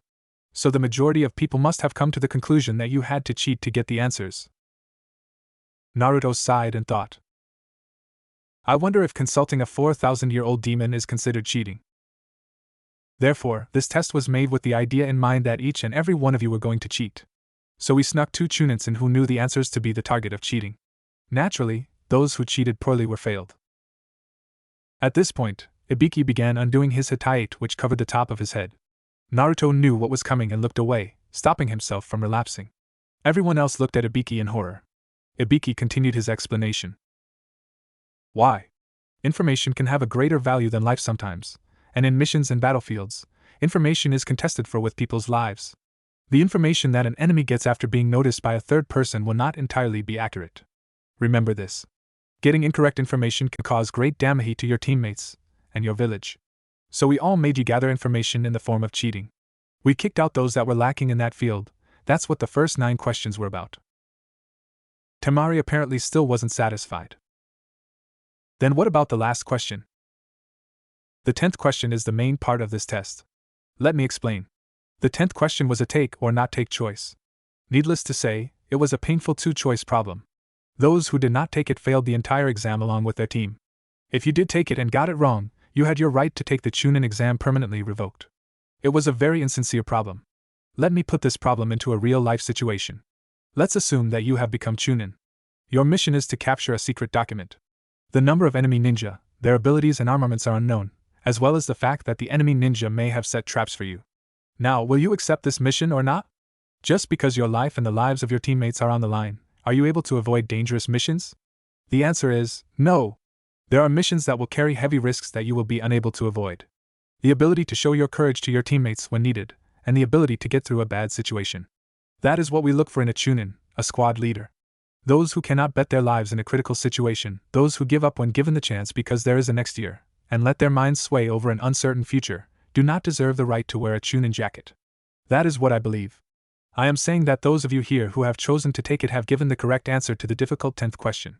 You will be able to deal with the difficulties a Chunin must face. You have broken through the entrance. Congratulations on passing the first test. I wish you all luck. At that point, a giant black ball smashed through the window, before unfurling itself, with 2 kunai driving into the roof to reveal. Everyone. There's no time to be happy. I am the second examiner, Mitarashi Anko. Everyone looked at her as if she were an alien. Behind her, the black piece of cloth read the second examiner, Mitarashi Anko is here. Anko wore a very short brown mini-skirt with fishnet leggings that went halfway down her thighs. She wore a beige trek coat and a fishnet shirt underneath that left practically nothing to the imaginaton. She wore metal greaves and black sandals. She had purple hair that was pulled back into a very Shikamura-like pineapple hairstyle. Let's go to the next exam. Follow me. Ibiki came out from behind the piece of cloth. Grasp the atmosphere before you barge in here. Anko looked over the remaining genin. 78 genin? The first test was too soft this year, Ibiki. Ibiki shook his head. No, they're all exceptional genin. This year's crop is something far out of the ordinary. Anko looked at them with a sadistic smile on her face. It doesn't matter. By the time I'm through with them, less than half will remain. We will begin tomorrow. Ask your Jounin instructors about the rally point and time, as it won't be here. That is all. Dismissed. Next morning, at Training Area 44 aka Forest of Death. Everyone was standing out the front of the Forest of Death as Anko introduced it to them. This is Training Area 44, also known as the Forest of Death. Before we start, I need you to sign these forms. Naruto took one look at them and began shaking as he tried to fight off the feeling of bloodlust. Consent forms. People are going to die. Anko nodded and smiled. Scared? Sasuke's body flickered and slapped a hand over her mouth, whispering just loud enough for her to hear. If you value your life, don't taunt him now. He's not quivering from fear. He's trying to suppress the insatiable bloodlust from Ike. With that, Sasuke's body flickered back beside Naruto, putting a hand on his shoulder, which calmed Naruto somewhat. Anko knew exactly what Sasuke had been talking about and decided it would be a good idea to leave Naruto alone right now. She turned back to the others. That's right, people will die. These forms mean you acknowledge you will die and that it is your own responsibility should it happen. I will now explain how the second test works. This test is a survival test. First, I'll explain the training area's geographical features. Anko pulled out a scroll and let it open, revealing a map of the training ground. Training Area 44 is a circular training ground that is surrounded by 44 locked gates. The vast majority of the area is forest. However, running through the middle of the area is a river, and in the dead center is a tower. The tower is located almost 10 kilometers from any gate. Within this confined space, you will have a no-holds-barred fight for these. Anko rolled the scroll back up and put it back in her trench coat, before pulling out a set of scrolls. There was a blue scroll labeled Earth, and a white scroll labeled Heaven. For every 3 consent forms handed in, you will receive 1 scroll. In other words, each team will get a single scroll. Which one you get will be decided at random. The aim of this test is to obtain a Heaven scroll and an Earth scroll and make it to the center tower with your teammates within the time limit, which is 120 hours, or 5 days. Chuji looked horrified. 5 days? What about food? Anko smiled. The forest is a treasure trove of nature. You just have to know where to look. Kabuto smiled as he pushed his glasses up the bridge of his nose. Also, there are man-eating beasts, poisonous plants and animals to deal with. Chuji slumped. You've got to be kidding me. Anko put the scrolls back where she got them from. People will be hurt during the fights for the scrolls, and those who cannot bear the program's strictness will emerge as well. Shikamaru held up a hand. Are we allowed to quit during the exam? Anko turned to Shikamaru. As a rule, you are not allowed to give up during the exam. You will spend the full 5 days in the forest. Anko looked around at the genin teams. While we're on the topic, I should tell you what can fail you in this exam. Anko held up her index finger in a bored fashion. First, if a team cannot bring both scrolls and all 3 teammates to the tower before the 5 days is up, you will fail. Anko unfurled another finger from her closed fist. Second, any team who loses a teammate or produces an unrecoverable teammate will also be failed. Just as a note, you are not allowed to open the scrolls until you reach the tower. Sakura looked interested and spoke her mind. What if we do? Anko smiled. That's a surprise for those of you who open it. If you become Chunin, you will be expected to handle top secret documents. It's to determine your reliability. That's it for the explanation. We will exchange the consent forms for a scroll at that booth over there. Anko pointed to a booth where 3 Chunin in gray outfits sat. After we have chosen your gate entrance, everyone will begin at the same time. Anko sighed. As a final piece of advice, don't die. They split off into their teams to sign their forms and finalize any plans they had. With Team 7, they were discussing how to identify themselves should they be separated and someone else tries to pose as them. Naruto already had a few ideas. I can release a small bit of it. There is not one other person in the world who can copy that. Sasuke nodded. I can activate my Sharingan and copy your movements. Only 2 other people can do that, and neither of them are here. They turned to Sakura, who was thinking. Naruto sighed. Just say something that only we would remember. Sakura looked up. Like what? Naruto thought for a second. Like the name of our combo we used Agonist Zabuza, or the name of Kakashi Sensei's ultimate taijutsu move. Sakura nodded. They signed their forms and stepped up to wait for their scrolls. The Chunins at the booth put a curtain across to stop others from seeing what each team gets and who has it. They called out. We will begin accepting the consent forms now. Team 7 were the first in. They were given the Heaven Scroll and assigned to Gate 12. Once they were there, they waited until the Chunin assigned to their gate opened it and checked his watch. He threw the gates open and Team 7 charged into the forest, which gladly swallowed them up. About half an hour later, they were sitting in a clearing, eating a few of the rations they had brought with them. Naruto jumped out of the way as a piece of bark flew right past where his head was less than a second ago. Naruto motioned to Sasuke and Sakura to get behind the tree. They didn't do it a second too soon either, as a giant gust of wind ripped past them, and would have blown them into the forest. The strange team from the grass stood at the end of the little alleyway formed by the trees. The lead one spoke. "You two go have fun somewhere else. I'll sort this out." Team 7 came out of the bushes to see a very feminine-looking man in a sacket. He looked at them in interest. "You have great detection skills. You never let your guard down. Seems I can have more fun than expected." The man used his very snake-like tongue to lick his lips. He pulled his scroll of earth out from his pack. "You want our scroll of earth, right? Since you three have the scroll of heaven."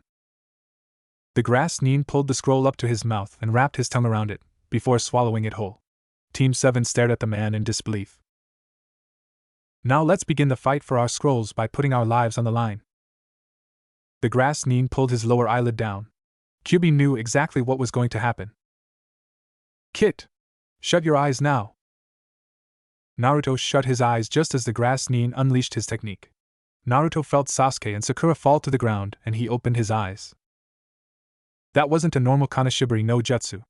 Normally, only a few Tokubetsu Jounin and Anbu can perform that technique, and only then give off an intent to kill. You're not a genin. In fact, due to the effects of it on Sasuke and Sakura, it seems you actually imprinted them with an image of their own death. I'd be willing to say you're one of the former Sannin, Orochimaru. The grass Nin looked at Naruto. "You are correct, Naruto-kun. I am indeed Orochimaru." Naruto began trembling. He knew he'd have to face Orochimaru eventually, but he never in his wildest dream expected to face him so soon. At Naruto's current level, Orochimaru could kill him without breaking a sweat. "I can't die not yet." Orochimaru threw 3 kunais at them. Naruto and Sasuke tried desperately to break out of the body freeze to escape. Eventually, Sasuke and Naruto managed to pull out a kunai and stab themselves to make their mind focus on the physical pain, which let them gather Sakura and flee just before the kunai would have hit them in the center of the forehead. Orochimaru smiled. "I see." Sasuke and Naruto leaned up against the tree while Sakura looked at them, still recovering from the last traces of the Kanashibari no Jutsu wore off. Sakura gasped when they both simultaneously yanked the kunais out of their legs. Naruto motioned Sasuke to look one way while Naruto looked the other. Sakura could tell by the utter seriousness on their faces that this man was not a genin with a few unusual jutsus. This man could end their life at his leisure. Back with Orochimaru, he was analyzing what exactly they had done. How surprising. They got rid of the fear with pain. They are by no means normal prey. With that, Orochimaru went off after them. Sakura was trying to ask if her teammates were alright, but they just clamped a hand over her mouth. They were trying to think of how to escape. However, Naruto screamed out a warning. "Sasuke! Sakura! Hibi!" They turned around and jumped out of the way as a giant brown snake clamped down around the tree trunk they were previously seated on.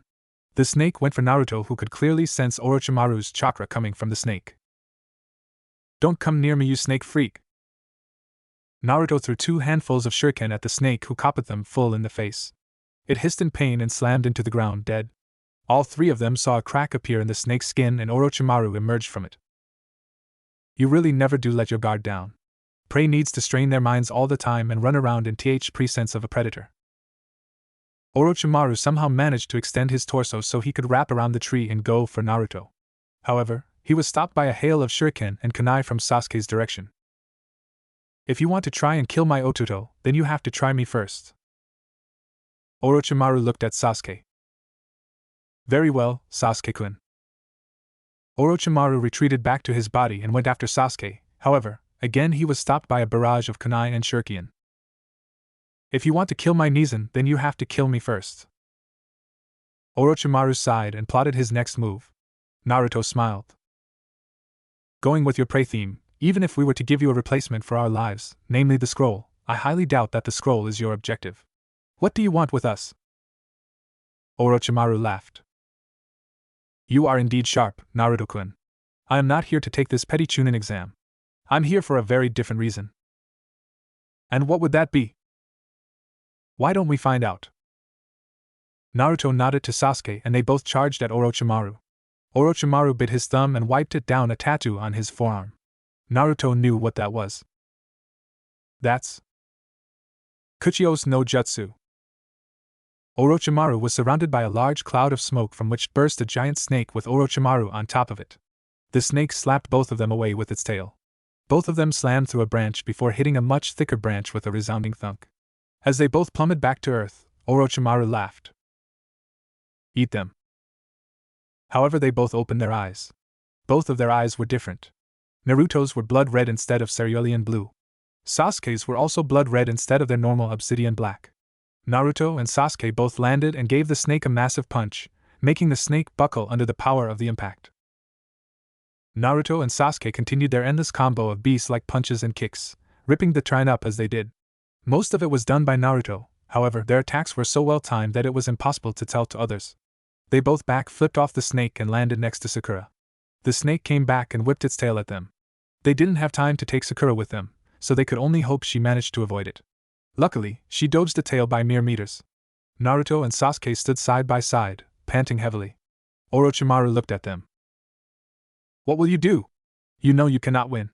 How about I pick you off one at a time? Sasuke sneered. Don't you dare. I don't care what you do to anyone else, but if you lay a finger on Naruto, I'll kill you. Naruto growled. I don't care what you do to Konoha. Burn it, kill everyone in it. It doesn't matter as long as you leave Sasuke alone, I'll let you live. Orochimaru's eyes widened in surprise. Originally, he only planned on marking Sasuke, but Naruto's personality made him a perfect potential applicant. Orochimaru smiled. Well then, show me it's worth letting you live. Naruto looked at Sasuke. Let's get the snake bastard. They both charged at him, before splitting off and coming at him from both sides. Orochimaru's body flickered out of the way, leaving Naruto and Sasuke to do a 180 and press their backs to each other's. Orochimaru's body flickered all over the place, but Naruto and Sasuke kept up with his movements. They both dodged as Orochimaru slammed into the trunk they were just standing on, snapping it like a twig. Sasuke unleashed a Katon, Kakashi no Jutsu, while Naruto unleashed a wave of Chakra at Orochimaru, effectively pinning him from both sides. Orochimaru came out of the fire and challenged Sasuke, who dodged the attack and stood ready. Orochimaru unleashed a wave of Chakra like Naruto had, but Sasuke jumped out of the way again. Sasuke jumped up and attached himself to a block upside down which Naruto mirrored. They both launched themselves at Orochimaru, grabbing him. Sasuke from behind and Naruto from in front. They dragged him off the branch and prepared for a combo brain smasher. Orochimaru screamed on the way down, while Naruto and Sasuke screamed back, but with words. We've got you! They slammed Orochimaru into the branch with such force that he shattered through it and kept going to the next one. This time, however, the branch held from the impact, splintering and almost absorbing Orochimaru's head. They both jumped off and landed on opposite sides of him. What they didn't expect was that Orochimaru was actually a mud bunshin.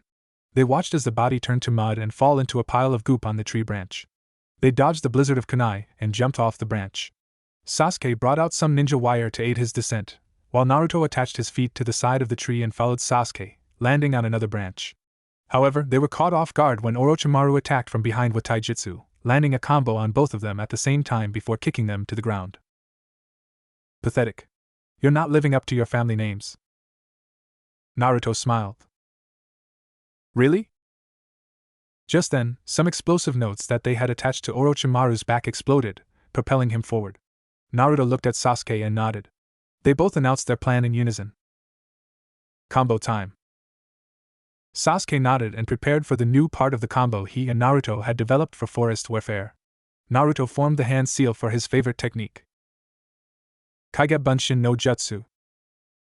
5 clones of Naruto appeared, and charged forward. Orochimaru was still recovering from the unexpected explosive notes, so he didn't get a chance to defend against Naruto's clones. They kicked him up into the air, beginning the combo. Uzumaki. The clones kicked Orochimaru up to the required height and Orochimaru looked down at the clones in interest. They smiled back up at him. We're not what you should be concentrating on. Orochimaru looked around to see the real Naruto flying through the air and colliding with him head-on in the gut, sending him flying back against the trunk of a tree. Naruto. Just as Orochimaru started recovering, he saw a set of shuriken fly past him with wires attached to them. Orochimaru noticed what they were. These are Sharingan-controlled triple windmill blades. They surrounded Orochimaru and Sasuke expertly controlled them to fasten his target to the trunk of the tree. Sasuke formed the seals for the final part of the combo. Ryuka Rindan. The flame gathered around Sasuke before flying towards Orochimaru. They plowed into him, burning his face and upper body. The flames were so powerful that they continued through the tree and out into the forest. They could all hear Orochimaru scream in agony. Eventually, Sasuke let up and breathed heavily as Naruto landed beside him. Sakura ran down and greeted them. Sasuke-kun! Naruto! You did it! Sakura saw them both panting hard and she became concerned. Are you okay? Hang in there. They were too busy to notice that Orochimaru had freed himself and had used Kanashibari no Jutsu on them, freezing them in place. Orochimaru called to them from across the clearing. I'm surprised you can use the Sharingan so well at your age, Sasuke-kun. I'm also surprised at how well you can tap into the Kyuubi's chakra reserves, Naruto-kun. You both live up to your family names. I want you after all. Orochimaru pulled his hand away from his head to reveal that he was actually wearing a sound Hittite. Sasuke-kun, you and Itachi are definitely brothers. Your eyes say that you carry more potential than Itachi. Naruto-kun, you are definitely your father's son. You have the potential to surpass him. Orochimaru pulled out their heaven scroll and burned it with a fire of green chakra. If you want to see me again, then get through this exam as if your life depended on it. That means you must defeat my 3 sound ninja subordinates. Sakura decided to backchat him. What are you blabbering about? We never want to see your face again. Unfortunately, it doesn't work that way. Orochimaru formed a strange hand seal and his neck extended towards the group. First, it went for Sasuke and bit down on his neck. Once Orochimaru had delivered his toxic payload, he bit down on Naruto's neck, leaving the same mark. He withdrew his neck back to normal size and watched as Sasuke and Naruto started screaming in agony and clutching their necks. Sakura turned to Orochimaru in horror. What did you do to them? I gave them a little going-away present. Sasuke-kun and Naruto-kun will seek me for power. It was fun being able to see a lot of your moves. Orochimaru melted into the tree branch, leaving Naruto and Sasuke to scream and writhe in agony. Sakura had no idea what was going on. Sakura watched as both of them finally fell unconscious, leaving Sakura alone to defend herself and her teammates. Next morning, Sakura awoke with a start when she realized she had been sleeping. She saw that both her teammates were struggling with their unconscious battles. Sakura snapped her head up when she felt something running at her. She saw it was a squirrel. Smiling, she watched the squirrel run towards her. She became alert and threw a kunai at the squirrel to stop its advance. That was far too close. Unknown to her, the 3 from the sound were watching this observantly from the scrub nearby. Oh? She's an observant one. She noticed the explosive tag? No, that's not it. Then what was it? Let's find out now, shall we? With that, the 3 jumped out of the bushes and landed on the other side of the clearing from Sakura. Sakura recognized them as the team from the sound. What do you 3 want? We're here to see Sasuke-kun and Naruto-kun. We want to fight them. Be a good girl and wake them up for us. How could you want to fight them? Some weird guy called Orochimaru bit them and put this weird bruise on their necks. They stared in shock at Sakura, but the tallest one cracked his knuckles. Well then, I'll just have to kill this girl and wait for them to wake up. The other boy on their team held up his arm. Wait, Zaku. What's wrong, Dosu? Dosu walked forward and stopped at a patch of ground that would be no different to anyone who wasn't looking. A recently overturned stone, different colored dirt grass doesn't grow here. This is obviously a booby trap, and a very poorly made one at that. Frankly, you have no skill as a ninja. Pfft, how stupid. Since we have no use for this girl. Sakura readied herself. Kill her. With that, the 3 sound nins jumped at Sakura, who just smirked and cut a wire string she had been sitting in front of. The 3 from the sound looked up to see a gant log attached to a rope crash through the canopy and right towards them. Dosu just smirked and put his hand on the log and shattered it. Pathetic. People like you should work harder before you mess with guys like us. Sakura just sighed and waited for the end. However, one green spandex-wearing ninja had seen this whole engagement and decided to intervene at that point in time. Konoha Senpu! Lee smiled as he sent the three from the sound flying back before taking his personalized taijutsu fighting stance, with the squirrel that the explosed tag had been strapped on his shoulder. Then you guys should asshole work harder. Who are you? I am Konoha's beautiful green beast, Rock Lee. Sakura mumbled. Why are you here? I will always appear when you are in trouble. Lee put the squirrel on the ground and watched it scamper off. Well, thank you, you saved me. I said it before? Sakura wondered what that meant. I would protect you until I die. Lee smiled to himself for his small victory. Yes. I'm awesome, Guy-sensei. Dosa was the first into action. I'll take care of them. With that said, Dosa ran at Lee. Lee plunged his hand into the ground as Dosa leapt into the air to try and gain the advantage of added weight to his attack gained by the momentum of falling. Lee pulled out one of the tree's roots to form a shield for himself and Sakura. There's some sort of trick to your attacks, right? I'm not going to take them head on. Even so, 3-on-1 is a severe disadvantage. I have no choice but to take all three out one at a time with full power. Lee remembered the one strict condition he was supposed to abide by when using his signature technique. To protect an important person. With that, Lee disappeared and reappeared underneath Dosu, kicking him under the chin, causing him to sail through the air. Lee once again disappeared, and reappeared behind Dosu. Dosu's eyes widened in fear. This is then end. Lee wrapped his medical tape around Dosu and began spinning at an extreme rate before plummeting to the ground. Zaku knew he had to intervene or else Dosu was going to be 6 feet under. He formed a set of hand seals and plunged his hands into the ground, sending 2 raised tunnels of air-filled dirt towards where Dosu was going to land, and the twin tunnels turned into a raised mound, just as Dosu was slammed into the ground at a terrifying speed. Omote wrench. Lee smirked while the sound ninjas stared in awe. Dosu started to pull himself out of the mound. Lee was shocked at this. Nanny! What a truly terrifying technique.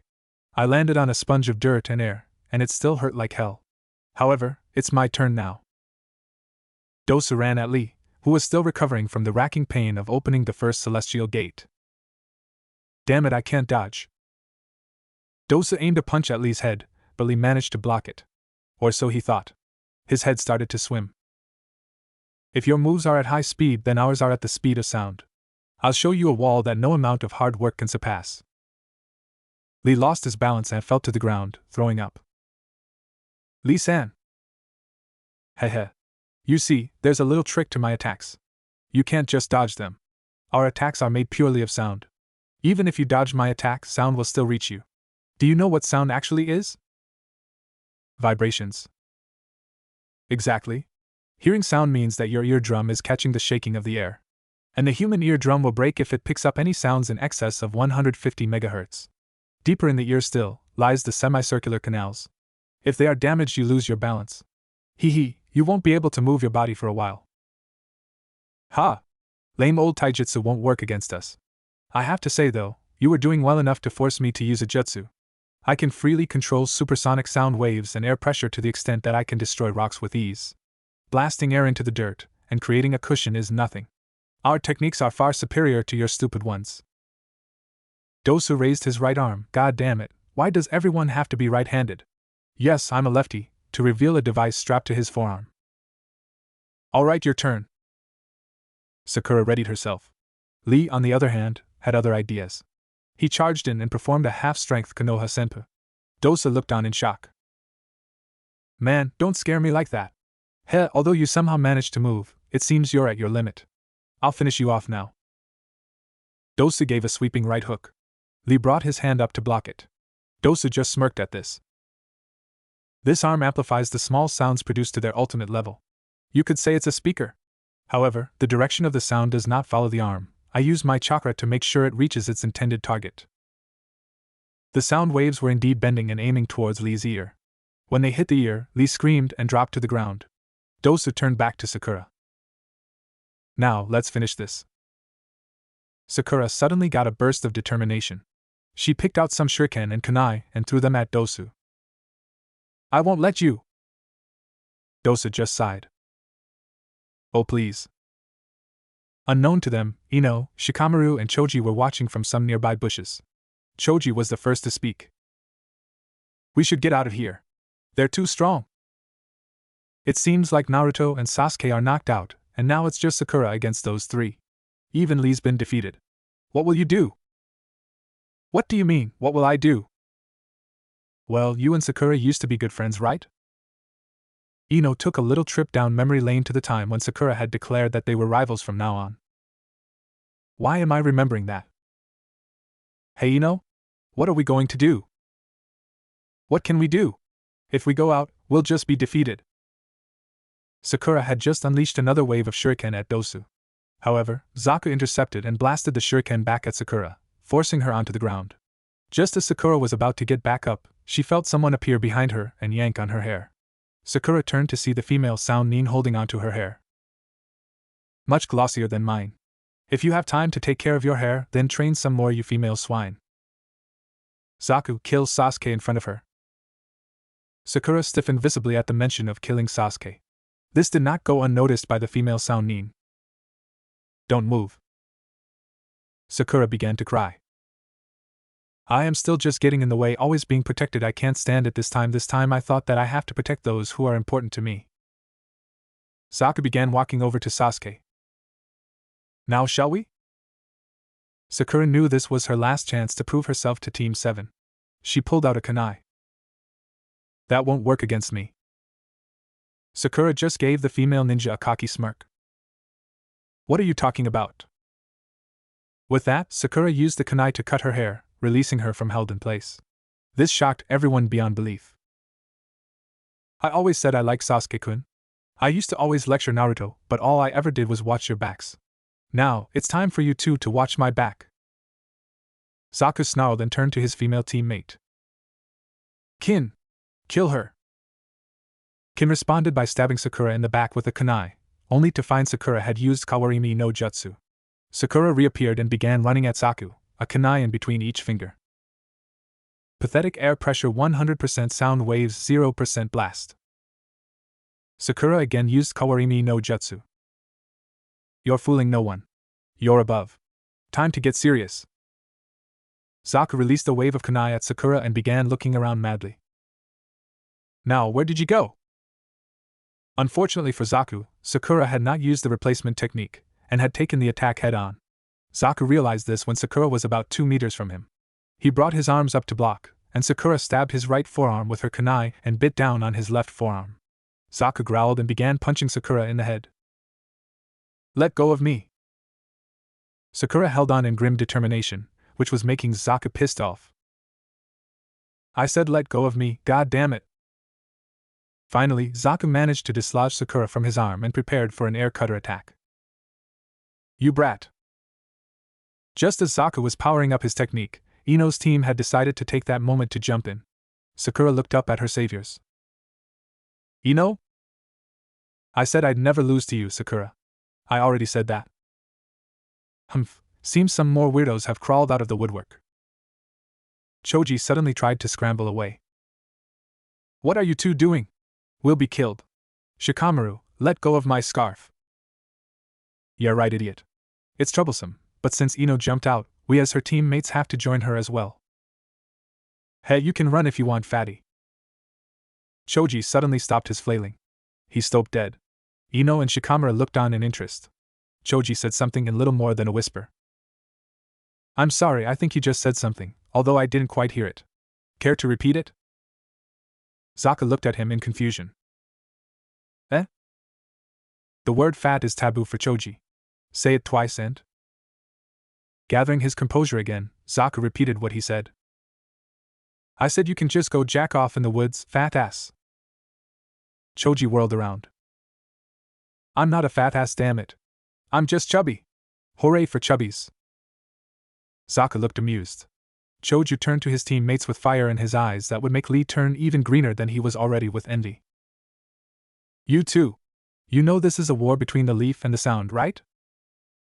Shikamaru let go of Choji's scarf. Man, this is going to suck.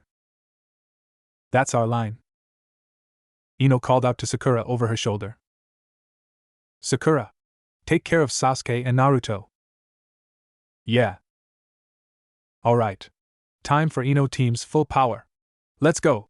Choji, do your thing. Okay. Baika no Jutsu. Choji suddenly turned into a giant sphere with arms, legs and a head. He drew his appendages in, and began rolling towards Zaku. Ha! What kind of a technique is this? It's just some fat-ass rolling. Air cutter. The stream of air seemed to stop Choji until Choji bounced into the air, attempting to land on top of Zaku and squash him. Dosu began running at Zaku to tackle him out of the way, however, Shikamaru wasn't going to have that. Oh no you don't! Ninpu, Kage Main no Jutsu! Shikamaru's shadow shot out and touched Dosu's feet, stopping him in his tracks. Shikamaru made a strange gesture with his hands, which was mirrored by Dosu. Kin screamed at her teammate. Dosu, what the hell are you doing? Ino, now there's just the girl. Take care of my body, Shikamaru! Ninpu, Shintenshin no Jutsu! Suddenly, Kin seized up and the howl of a wolf could be heard inside everyone's minds. Ino slumped to the ground, and Shikamaru caught her and leaned her up against a tree.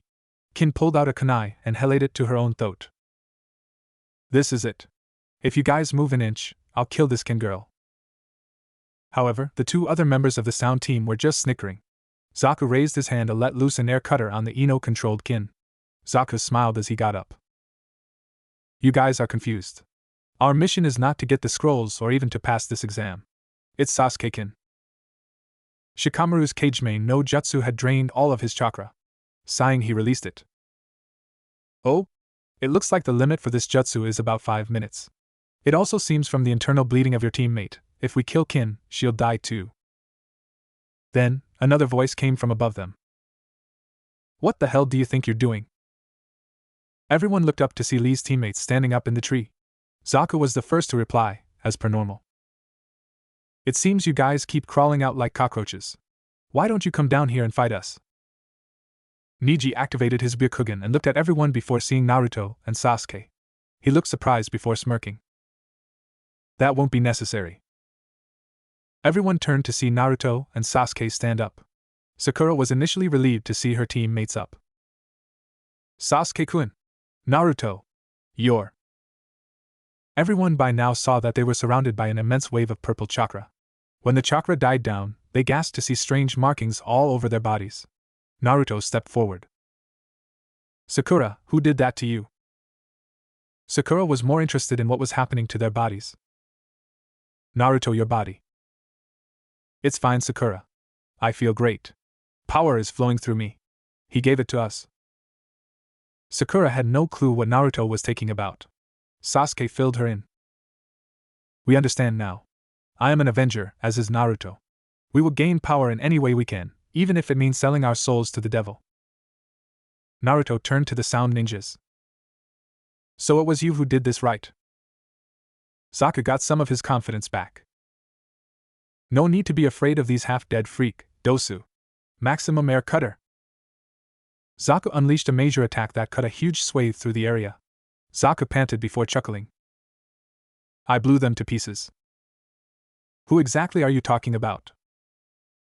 Zaku looked behind him to see Naruto and Sasuke as they put barely any effort into slamming Zaku to the ground.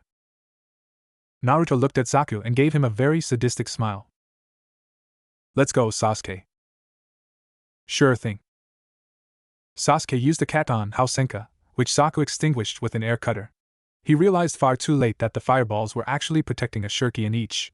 These shuriken ripped into Zaku. Naruto and Sasuke took this time to body flicker behind him and each put a foot on his back while holding one of his arms. It seems you're pretty proud of these arms, eh? Would you like us to rip them off and beat you with them? Please stop. Naruto and Sasuke paid no attention to his pleas and broke his arms, letting him fall to the ground in a screaming heap. Naruto and Sasuke turned slowly to look at Dosu, who cowered. Please tell us you are more fun to beat up than he was. Dosu just stepped back, trying pitifully to escape them. Sakura couldn't take this anymore. These weren't the Naruto and Sasuke she knew.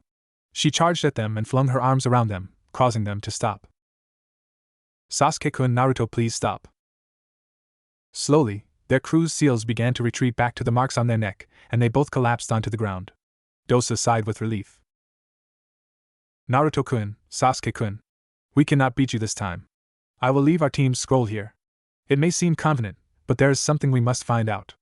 However, should we cross paths again during this exam, we will not run away.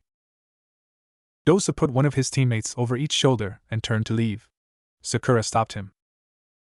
Wait. What did Orochimaru do to Sasuke-kun and Naruto? Why to them? Dosa shook his head. I truthfully don't know. We were simply ordered to kill them. Orochimaru never mentioned anything about marking them. Dosa jumped into the trees and disappeared, leaving the Konoha ninjas to sort things out.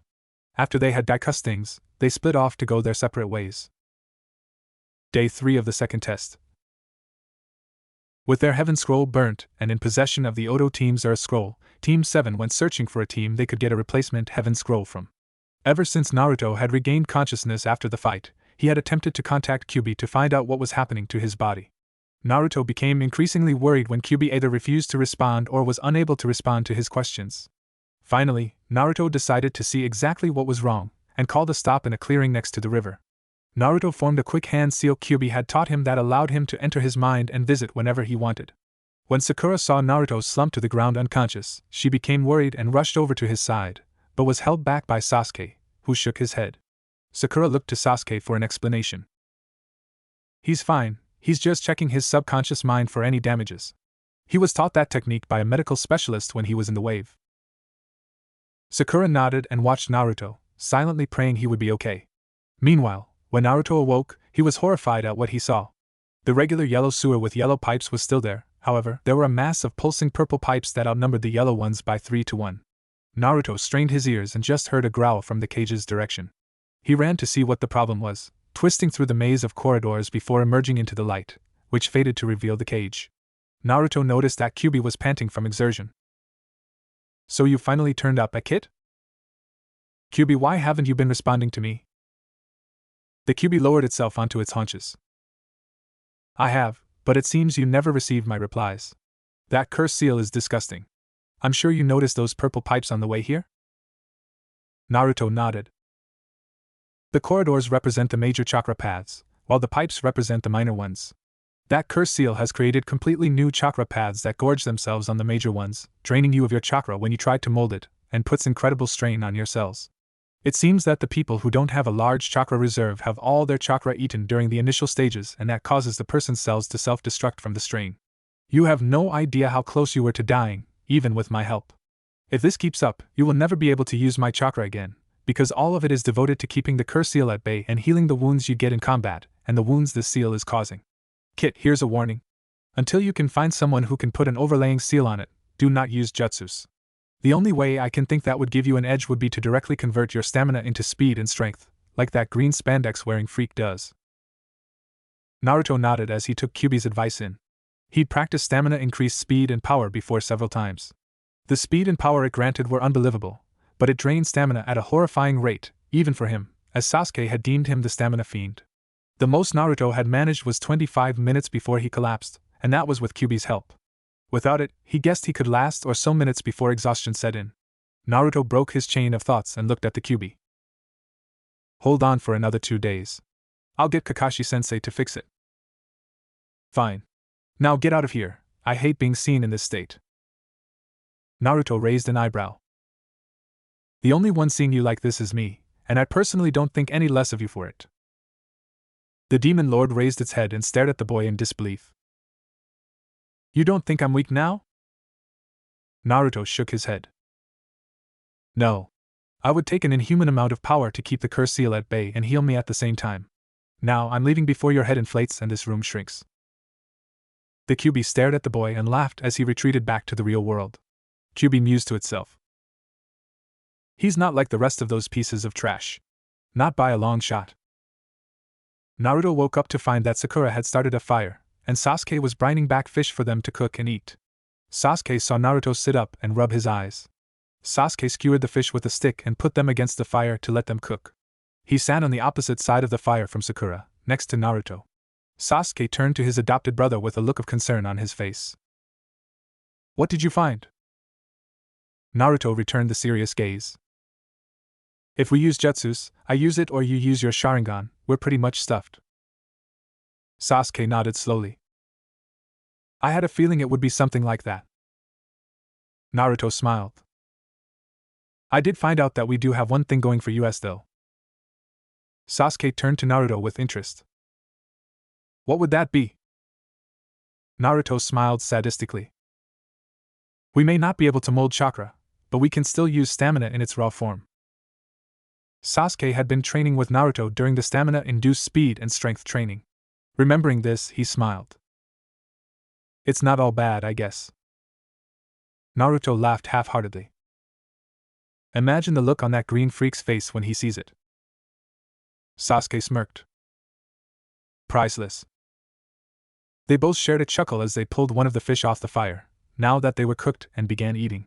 Sakura had no idea what they were talking about, but then again, she'd found out early they were able to make obscure references or hint at things that would leave anyone else with no clue, but the other would pick it up flawlessly and run with it. She'd gotten used to the fact that she was the odd one out of this group. She could tell, even if she refused to believe it, that they would both be content if they could get rid of her off the team. After they had finished with their fish, Naruto looked at Sasuke, who nodded. They turned to Sakura. Sasuke spoke for them. Sakura, we're both still hungry, so we're going to go catch another bunch of fish.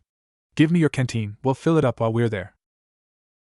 Sakura handed her canteen to Sasuke, and the two boys left to go to the river. However, they were only using the ruse they were still hungry to get away from her. It was true, but it still provided an excuse to talk privately. Once they emerged from the foliage, they sat at the riverbank, talking about everything that had happened so far, while skewering any fish stupid enough to jump out of the water to a tree with a thrown kunai, which was apparently a lot of them. After what they deemed was as long as they could stay without making Sakura worried, Sasuke got up and filled the canteens with fresh water while Naruto retrieved the fish. Once they finished, Naruto jumped over the river to land next to Sasuke with their kunai and fish. He sighed as they began walking back to camp. Sakura's a total nuisance. It seems all she's good at is using that abnormally large brain of hers to answer theoretical questions, and use the most basic skills in the most predictable manner. Sasuke nodded in agreement. Naruto had only said his true feelings for his female teammate in Sasuke's presence when he was certain Sakura or anyone else was out of earshot.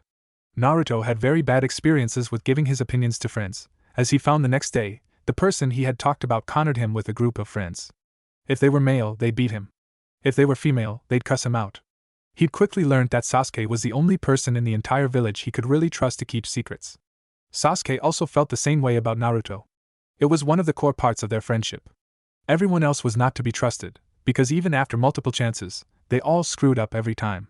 They were brought back from their prospective memories when they saw Theta Ninja was standing in a very imposing position over Sakura. Both boys noticed it was Kabuto. They took an offensive stance and charged in, however, Kabuto stood up and smiled. No need to attack me, you two. I was actually stopping Sakura from opening the scroll.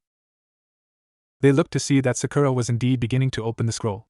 Sasuke sighed and Naruto growled through clenched teeth. Can we really not leave you alone for 10 minutes without you getting into some sort of trouble? Sakura looked at Naruto and tried to apologize. I don't want to hear it. Give me the scroll. Naruto took the scroll out of Sakura's hands with more force than was necessary. Naruto turned to Kabuto. Thanks for that, Kabuto. Kabuto smiled warmly at them. No problem. Sasuke raised an eyebrow. By the way, Kabuto, what are you doing here by yourself? Are your teammates nearby? Kabuto shook his head and explained what his team had planned. Originally, we planned to separate. I was charged with recovering the other scroll while my teammates would head to the tower. They would also grab a set of scrolls from other teams who came close in case I returned empty-handed or without the scroll we needed.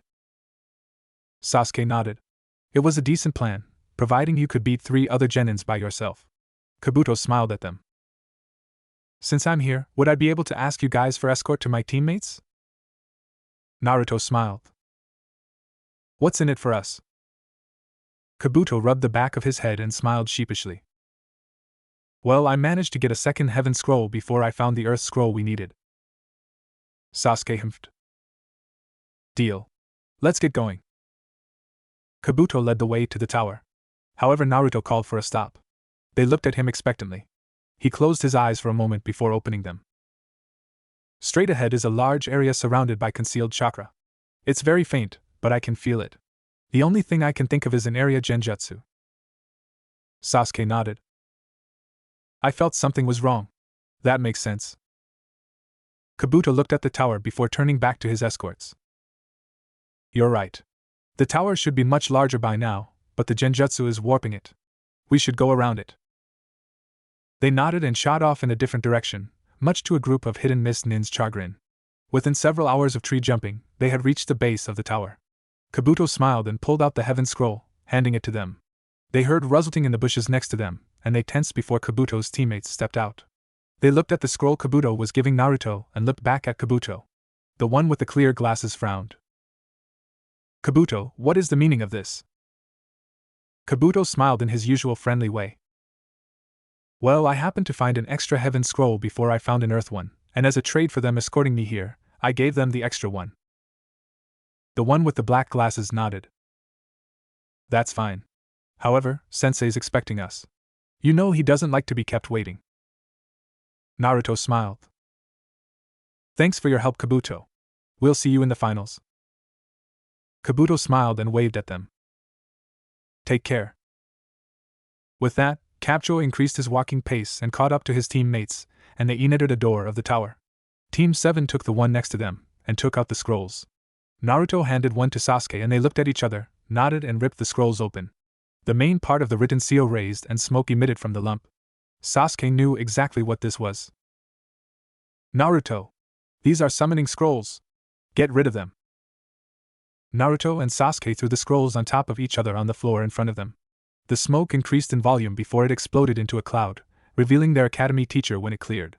Sakura was the only person who was happy to see him. To Naruto and Sasuke, he was just another person who couldn't be trusted. Iruka smiled at them, pulling a watch out of his pocket and opened it, checking the time. He sighed before snapping the watch's lid closed again and putting it back in his pocket. Congratulations on passing. I knew you could do it.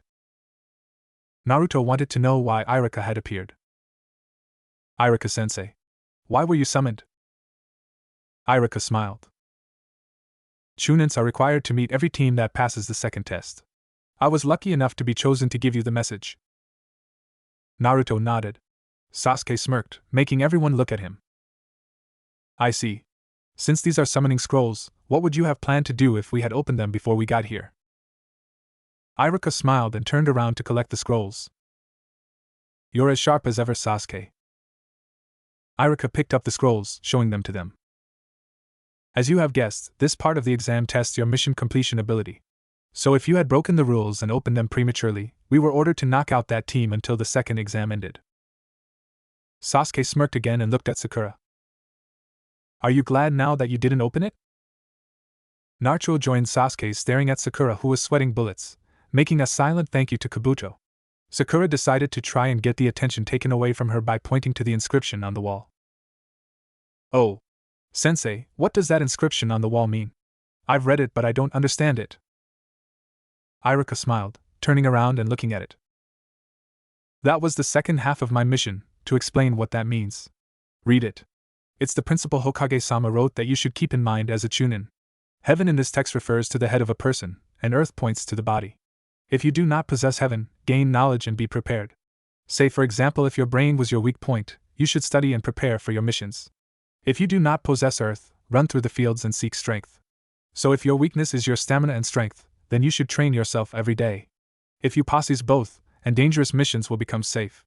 It can even become easy. Sakura pointed to where the missing letter was on the inscription. Then what's that missing letter? Iruka smiled. It's the letter that symbolizes a Chunin. The human letter that was in the Earth Scroll goes there too. The survival mission you took part in these last 5 days tested the basic abilities of the examinees as a Chunin, and you guys completed it. A Chunin is a commander class. He has a duty to lead his team. Deeply inscribe into your heart the importance of knowledge and strength in missions. Never forget that Chunin principle, and go on to the next step. That's all I was ordered to tell you. Team 7 nodded in understanding. Iruka smiled and waved to them. I'll catch you guys later. With that, Iruka puffed out of existence, leaving Team 7 to go to the central hall, where they found every other team that had passed was mulling around. They also noticed that all of the examiners, Jounins and even the Hokage was standing up the front of the room. Anko turned away from the circle of Jounins and faced the genin. Her voice rang out from every corner of the room, indicating she was using a PA. Alright, line up in your teams, we have an announcement to make. The genins lined up. The Konoha ninjas saw that the entire Rookie 9, Team Guy and Kabuto's team, as had the Oto and Suna teams, had made it. They turned back to Anko as she cleared her throat. First of all, congratulations on passing the second test. We will now have an explanation on the third exam from Hokage-sama. Everyone listen well. The Hokage stepped forward, cleared his throat, and began. The third exam will begin, however, before that, there is something that I want to make clear to all of you. Several people in the room knew what was coming next. Kabuto's team were some of them. Naruto had a fair idea, but he kept his mouth shut. It's about the true purpose of the exam. Why we do a joint exam with the allied nations. Naruto and Sasuke knew exactly where this was going now, but they still decided to shut up, mainly because of the constant pain they got from their seals. To maintain good relations with the allied nations, and to heighten the level of the ninja, do not let those reasons deceive you. This exam, so to speak, is really just a replacement for war. A lot of the genin gasped. Tenten decided to question what this meant. What do you mean? If we go back into the pages of history, the current allied nations now were in fact bitter enemies, fighting for the right to rule. To avoid the massive waste of military power that is the result of war, they agreed to localize the fighting to one area. This was the beginning of the Chunin selection exams. Ino still didn't understand. What? So this isn't for Chunin promotions? This exam is indeed examine those who are worthy of the Chunin title. But on the other hand, it is also a place where ninja fight and carry their country's dignity. In the third exam, feudal lords and famous people from varying empires who may be potential clients are invited here as guests. Feudal lords from countries with hidden villages and ninja leaders will see your battles. If there is a significant difference in power, the strong country will be flooded with jobs. If a country is seen as weak, their jobs will decrease, and at the same time, countries are able to show how their village has grown, and posse's excellent military power to the adjacent countries. In other words, they can put foreign pressure on them. Kiba obviously still didn't get it, and proved it by questioning the Hokage further.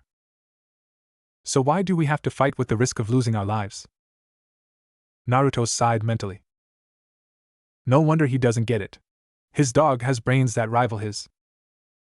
Naruto looked to the Hokage as he had a fair idea of what speech the Hokage would use to answer it. A county's power is the village's power. The village's power is the shinobi's power, and a shinobi's Tuesday power is only manifested in life or death situations. How true that is. Naruto knew if he managed to get this curse seal at least suppressed, and he was put into a life or death situation, he felt sorry for his opponent. He tuned back into the Hokage's speech.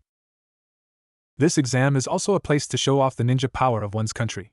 Since this is an exam where you fight with your lives on the line, it has a meaning, and your predecessors have fought and dreamed of being in the Chunin exam because of it.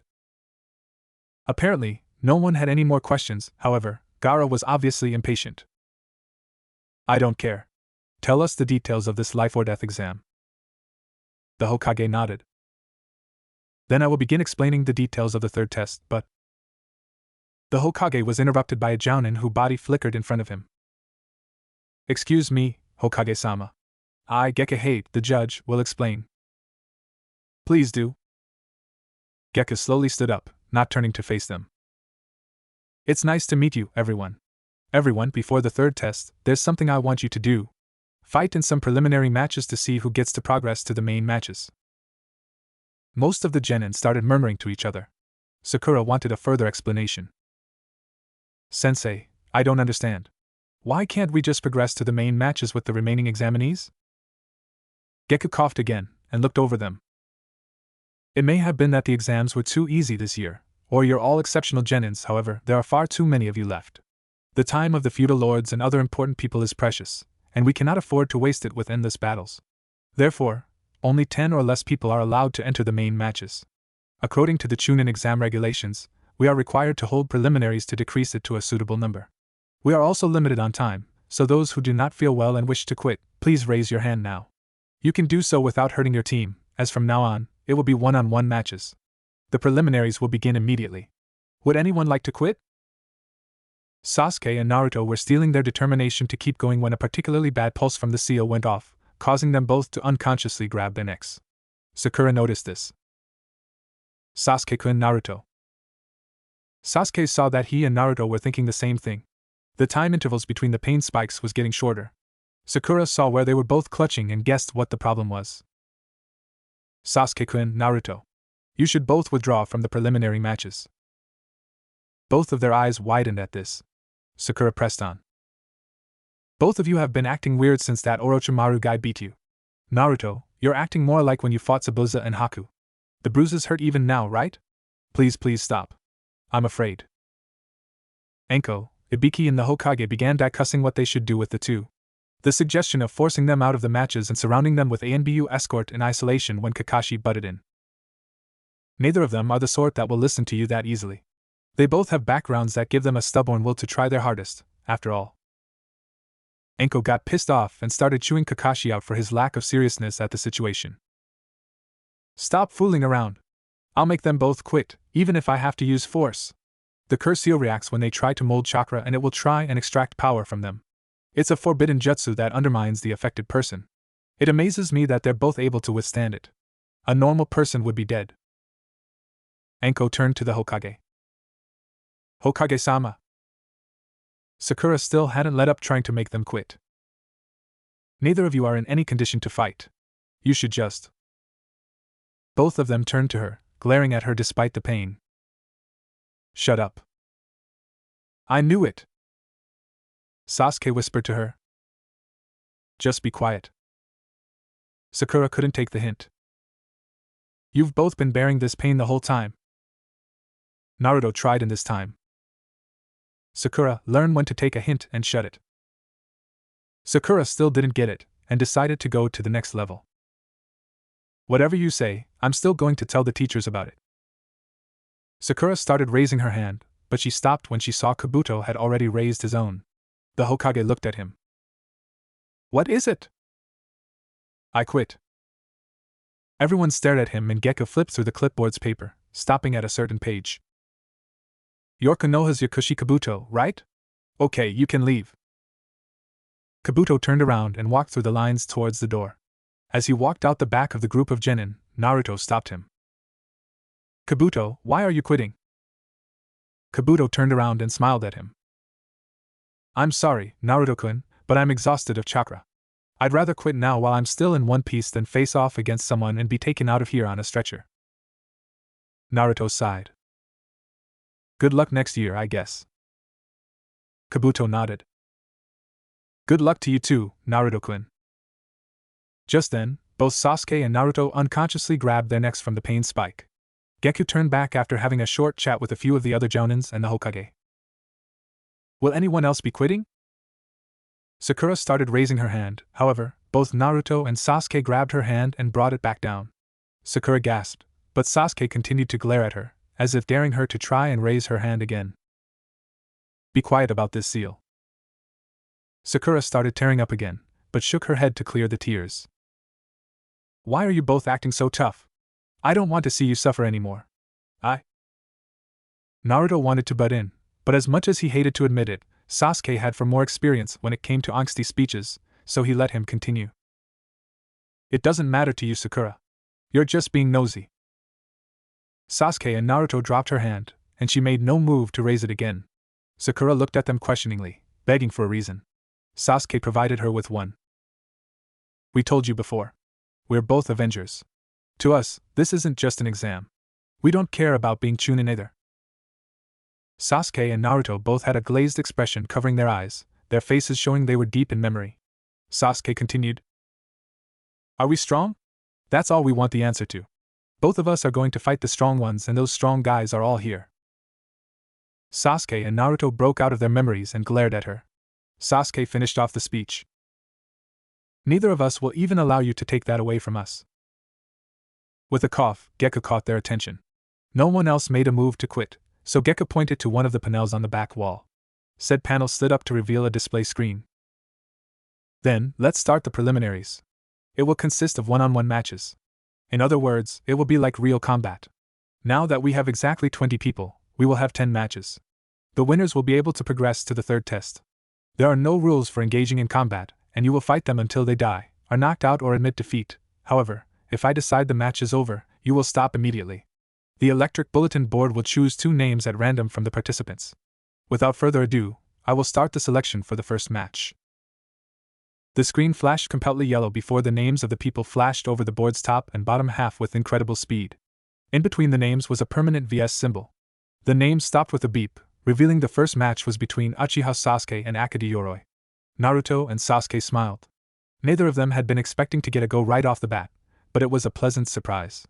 Gekko turned back to the genins, coughing again. He motioned the 2 fighters forward. They walked out from their team lines and stood in front of everyone. As Sasuke passed Naruto, Naruto smiled and whispered to him, "Remember how we're going to fight." Like I could forget. Sasuke kept walking forward and stared at Yoroi. Gekko turned back to the other genin. "The others who will not participate in this match, please stand on the balconies along with your jounin senseis." Kakashi walked purposely close to where both Sasuke and Naruto were standing. "Neither of you use chakra or your special abilities." It was enough to know that Kakashi understood what had happened. Sasuke smiled. "We've got it covered." "Good. However, if the seal manifests during your fight, I will jump in to stop the fight." Sasuke and Naruto stiffened. He wouldn't dare, would he? Kakashi continued walking with Naruto and Sakura up to the balconies. Gekko coughed. "Are both fighters ready?" They nodded, and Gekko raised his hand. Then the first match began.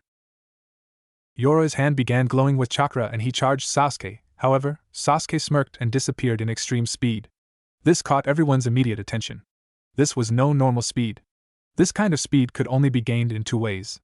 Years of harsh physical training, or pumping pure stamina into your muscles to increase speed and strength. Both options had their merits and disadvantages, but the disadvantages for the latter were far greater than the former. Not only would it eat at your stamina at an incredible rate, it would also put incredible strain on your body, equivalent to Lee's secondary lotus. The effects would take some time to begin showing. However, Sasuke had no intention of letting this fight get to that point. He appeared behind Yoroi and punched him in the small of the back, sending him flying. This had happened in less than a second since the match had started, and everyone was amazed. Sasuke pressed his advantage and charged again, leaving a trail of dust that had gathered on the floor behind him. Yoroi saw Sasuke coming and just managed to duck Sasuke's foot, which would have connected with his head and ended the match immediately. However, Yoroi was now inside Sasuke's guard and pressed the advantage. Yoroi's hand glowed blue again and sprang upwards before shoving his hand onto Sasuke's head. Sasuke immediately could tell something was wrong as he felt his strength quickly leaving his body. Sasuke kicked Yoroi's midsection to get him off, and considered his next move. Yoroi laughed. "So, you found out what my jutsu does?" "Yeah, it's rather interesting. A stamina-draining jutsu." Yoroi chuckled. "Exactly." No further words were said as Yoroi charged at him, hand once again covered in chakra. Sasuke decided to take a page from Naruto's book and try a variation of one of his combos. Sasuke disappeared and reappeared right underneath Yoroi, which caused him totally by surprise, throwing him off guard for a second. A single second was more than enough time for Sasuke to begin his move. Sasuke kicked Yoroi in the chin from his crouched position and jumped up to shadow his flight through the air. Sasuke had read about a particular part of a highly adaptive taijutsu combo native to the leaf which interested him. It was called the leaf shadow dance. The possibilities of what to do from here were practically endless, providing you had the originality to do something new with it. So he decided to be original. Yoroi also apparently recognized the move. Leaf shadow dance? Sasuke had formed a new combo on the spur of the moment, and decided to try it. Yup. From here on out, it's all original. Sasuke poked 2 fingers into Yoroi's back to get a center of gravity from which to rotate for his attacks. However, being the annoying bastard he is, Orochimaru decided to toy with Sasuke and activated the cursed seal. Sasuke coughed up blood as the examiners considered jumping in. "The fuck, I'm going to lose to this thing." With Sasuke's willpower alone, he forced the curse seal to withdraw, shocking more than a few people in the audience. Sasuke got his usual smirk back and put his fingers back in place. "Sorry to keep you waiting. Let's go." Sasuke brought his right leg around in a sweeping strike, which Yoroi blocked with little effort. Not good enough. Kakashi and Naruto knew otherwise. "No, you're not good enough." To illustrate the point, Sasuke brought his left fist in another sweeping motion, much like a lion wow when it slashed at its prey. This hit, Yoroi couldn't guard and it caught him full on the face, sending him plummeting to the ground. "I'm not done yet." Sasuke landed another few sweeping strikes before he finished it off with an axe kick straight to Yoroi's midsection as he came into contact with the ground, essentially doubling the damage it would have done. Sasuke announced his combo to the crowd. Sure Rindan. Lion combo, for those of you who couldn't guess. Naruto smiled. He was absolutely flattered that Sasuke would take one of his original moves and modify it so that to others it would look original. However, this was one of the subtle ways Sasuke would acknowledge Naruto in public, which made it all the more sweeter. Apparently, Rock Lee was getting ideas. That's my. Naruto cut him off. That move does not belong to you or anyone else. The first two moves are a very common part of a lot of Konoha shinobi's taijutsu styles because of the huge variety of possibilities you can do with it. In fact, if he copied it off anyone, it was me. Lee was shocked at Naruto's level of knowledge. What he had said was true, however. Lee had never met a person before who used it apart from himself and his sensei. Said Sensei had a few words to say. Naruto-kun, your fires of youth burn brightly and are an example to us all. We should all take an example from Naruto-kun and bask in the springtime of youth. Guy turned to Naruto, hoping for some input. However, the input he got was exactly what he was hoping he didn't get. Did you say something? Guy's eyes widened in disbelief as he clutched his hands to his head. The room suddenly turned pitch black, and only Guy was surrounded in a blue spotlight. Oh my God! The room returned to normal brightness and everyone in the room was staring at Guy. Everyone. Guy seemed to take no notice and turned to Kakashi. Kakashi, did you teach Naruto-kun your annoyingly hip attitude? Kakashi was actually reading his copy of Ika Paradise, and looked up after this sentence. Did you say something, Guy? Guy face faulted, but quickly recovered. It seems we now both have rivals, Lee. We must work harder to overcome our difficulties in these times of trial. Guy-sensei, your words inspire us to live out our springtime of youth to the fullest. Lee, your words bring a tear to your sensei's aching heart. Guy-sensei. Lee. Guy-sensei. Lee. Everyone became aware of a constant rhythmical banging usually associated with bone hitting hollow metal, and turned to see both of Lee's teammates banging their heads against the railing in time with each shout of a name.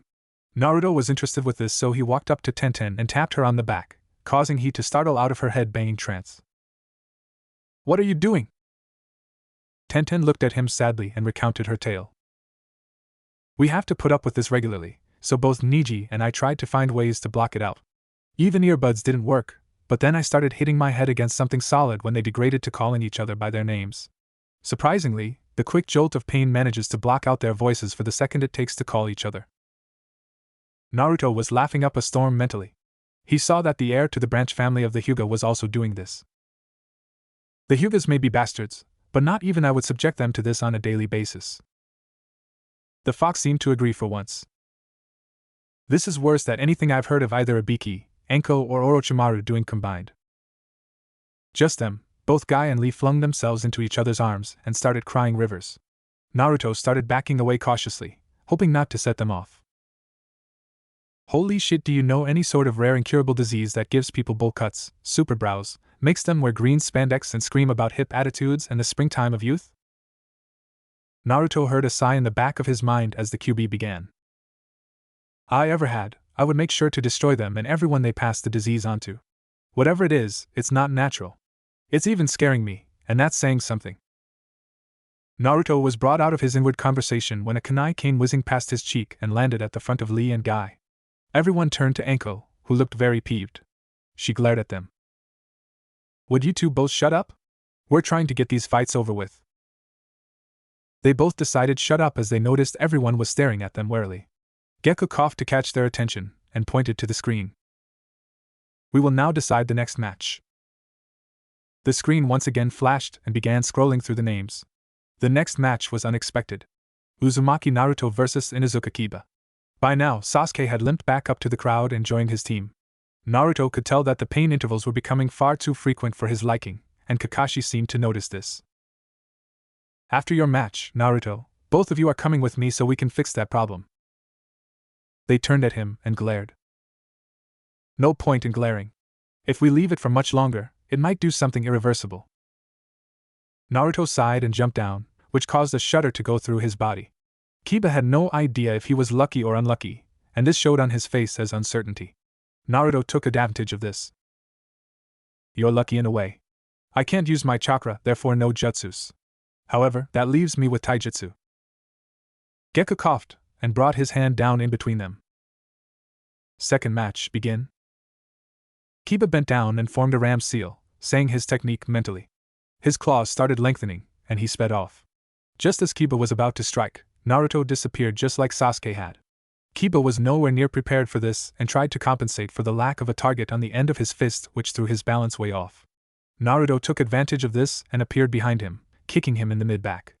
Kiba stumbled and received a series of lightning-quick jabs and kicks from all directions.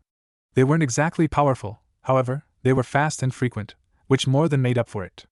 Akamaru decided to join the fray, and Kiba took a chance to make a roll to the left towards his dog, which jumped onto his back and barked before Kiba announced his technique. Jujin Bunshin. Akamaru turned into an exact copy of Kiba, and they charged at Naruto from different directions. They jumped into the air and began rotating, turning into something resembling a gray tornado. Gutsuga.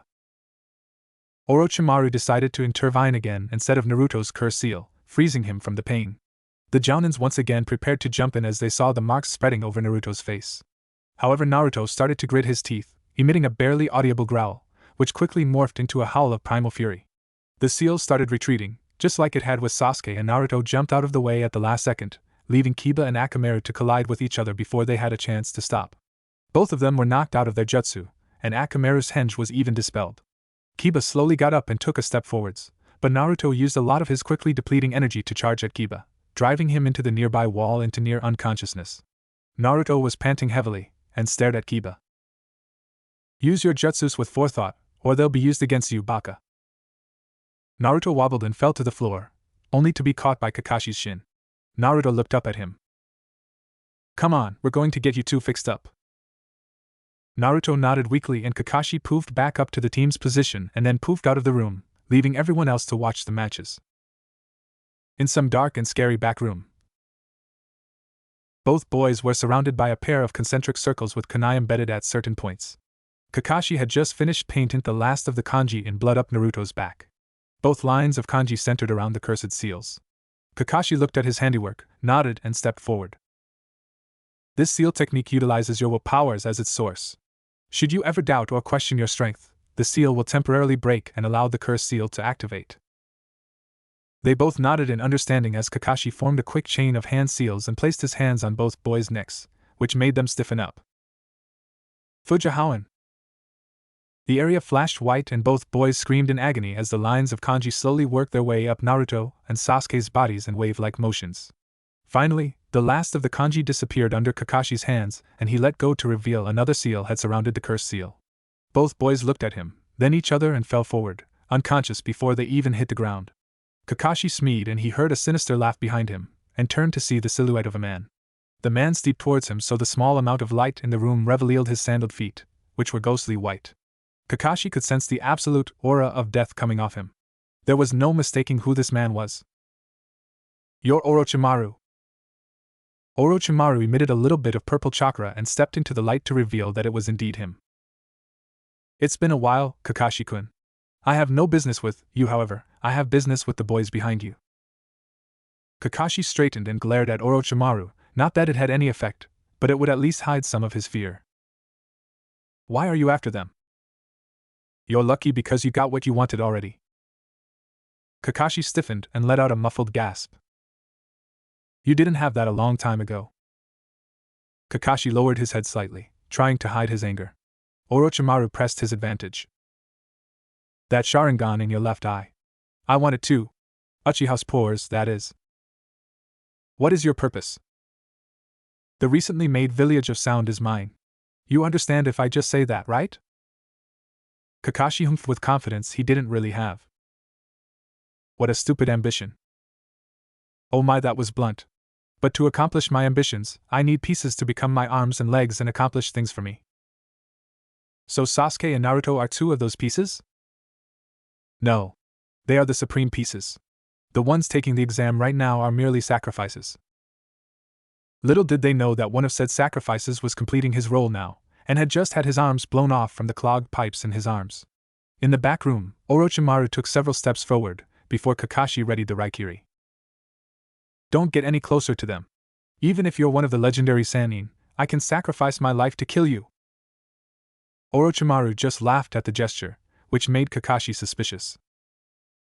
What's so funny? What you say and what you do not agree with each other. Nanny? There is no point using that seal. You know, right? They both have hearts that will seek power no matter how dark it is, as long as it will let them accomplish their goals. They possess that kind of disposition. They are avengers. So you took advantage of that. But neither of them will. Eventually, they will seek me out. Orochimaru began turning away and walking off, and Kakashi let the Raikiri die down. Seek me out for power, that is. Also, you said that you could kill me? Try. That is, if you can. Orochimaru sent off a large wave of killing intent to prove his point. Kakashi stiffened at this and began shivering as Orochimaru walked away. Sacrifice my life to kill him? Am I mad? Kakashi stood up and put both boys over his shoulders, taking them to the hospital. After the last rather anticlimactic battle of Chuji rolling around in his meat-tack form, and Dosu from the hidden sound punching the ball of flesh as it was stuck in a crater, causing Chuji to deflate and fall unconscious, the winners were called forward to pick a number out of the box Anko was holding. The last two numbers left were 1 and 4. They gave Naruto 1 and Sasuke 4. The matchups were decided and the Hokage told them about the final test and that they had a month to train and rest before dismissing them. A few days later, outside a heavily guarded hospital room, Naruto and Sasuke had been placed in the same room under heavy guard. Kabuto had broken in once, but had been foiled by Kakashi, although the sneaky Sound Nin had actually escaped. Kakashi had no idea what to do. He knew he should train them, but both at once would be a serious handful. Sasuke still suited his own, plus having a set of Sharingan helped. He decided there was only one man who could help Naruto, and Kakashi had overheard two very angry women saying a man of similar description to the man in Kakashi's mind had been spotted peeking into the local women's hot springs, just the sort of thing this man was known to do. Kakashi planned a clever ruse: ask Ebisu to teach Naruto the water walking exercise at the hot springs, claiming Naruto hadn't learnt it yet, which was very easily believable. He hoped that Naruto's real teacher would be there to take over, although he would have loved to see the initial exchange between them. Taking Sasuke from his bed the moment the Uchiha woke up, they disappeared for a month, with no word from either of them. When Naruto woke up, he saw a note from Kakashi saying he'd taken Sasuke to train, and that he'd found him an even better teacher than he could be, explaining that he would be here shortly after he alerted the hospital staff he was awake. Naruto sighed, pressed the buzzer and saw a very angry-looking nurse storm in, just managing to keep herself from asking what the demon wanted. Naruto stared coolly at her, betraying no emotions. Where is he? The nurse had no clue what he was talking about, but decided he must be talking about Sasuke. Uchiha-san was. I don't mean Sasuke, I mean my new Sensei. The nurse really had no clue what the boy was on about when the door opened, revealing the Tokubetsu Jounin, Ebisu. Naruto sighed. How the hell could Kakashi possibly think this closet pervert is way better than him? I can tell you right now he's not. His power levels are way below Kakashi's. Think Kakashi's got a trick up his sleeve? Possibly, Kit. Naruto got out of bed, finding he was still in his clothes. He stared at Ebisu. Let's get moving. I don't know what Kakashi-sensei couldn't teach me that you could, but I want to see. Ebisu was used to this kind of rudeness from Konohamaru, but coming from the demon, it was unacceptable. You will address me as Ebisu-sensei. I'll address you by that title if you actually manage to teach me something I don't already know. If you can't, you're not really a teacher, are you? Ebisu hated to admit it, but the boy had a point. You couldn't really call someone a teacher if they didn't teach you something you didn't know. Luckily, Ebisu was confident. Very well. Let's go to the hot springs. Once they arrived there, Ebisu walked towards the hot spring. We're going to learn water walking. Naruto face faulted, but got up and started leaving. Ebisu was puzzled. Where are you going, Naruto? Don't you want to get stronger? I won't be fooling around with you. I already know water walking. Prove it. Naruto stopped. He really hated when people underestimated him, so he stormed back, and continued storming onto the water, much to Ebisu's dismay. Happy now? Naruto picked up a faint giggling noise from his left. He turned to see a white-haired old man giggling as he looked through a hole that led to the women's baths. Naruto saw his opportunity to get rid of his arrogant teacher. Naruto pointed. That old man is committing a shameless act. Stop him! Naturally, Ebisu took the bait. He ran at the man, screaming about people committing shameless acts in his precincts. The old man turned around and summoned a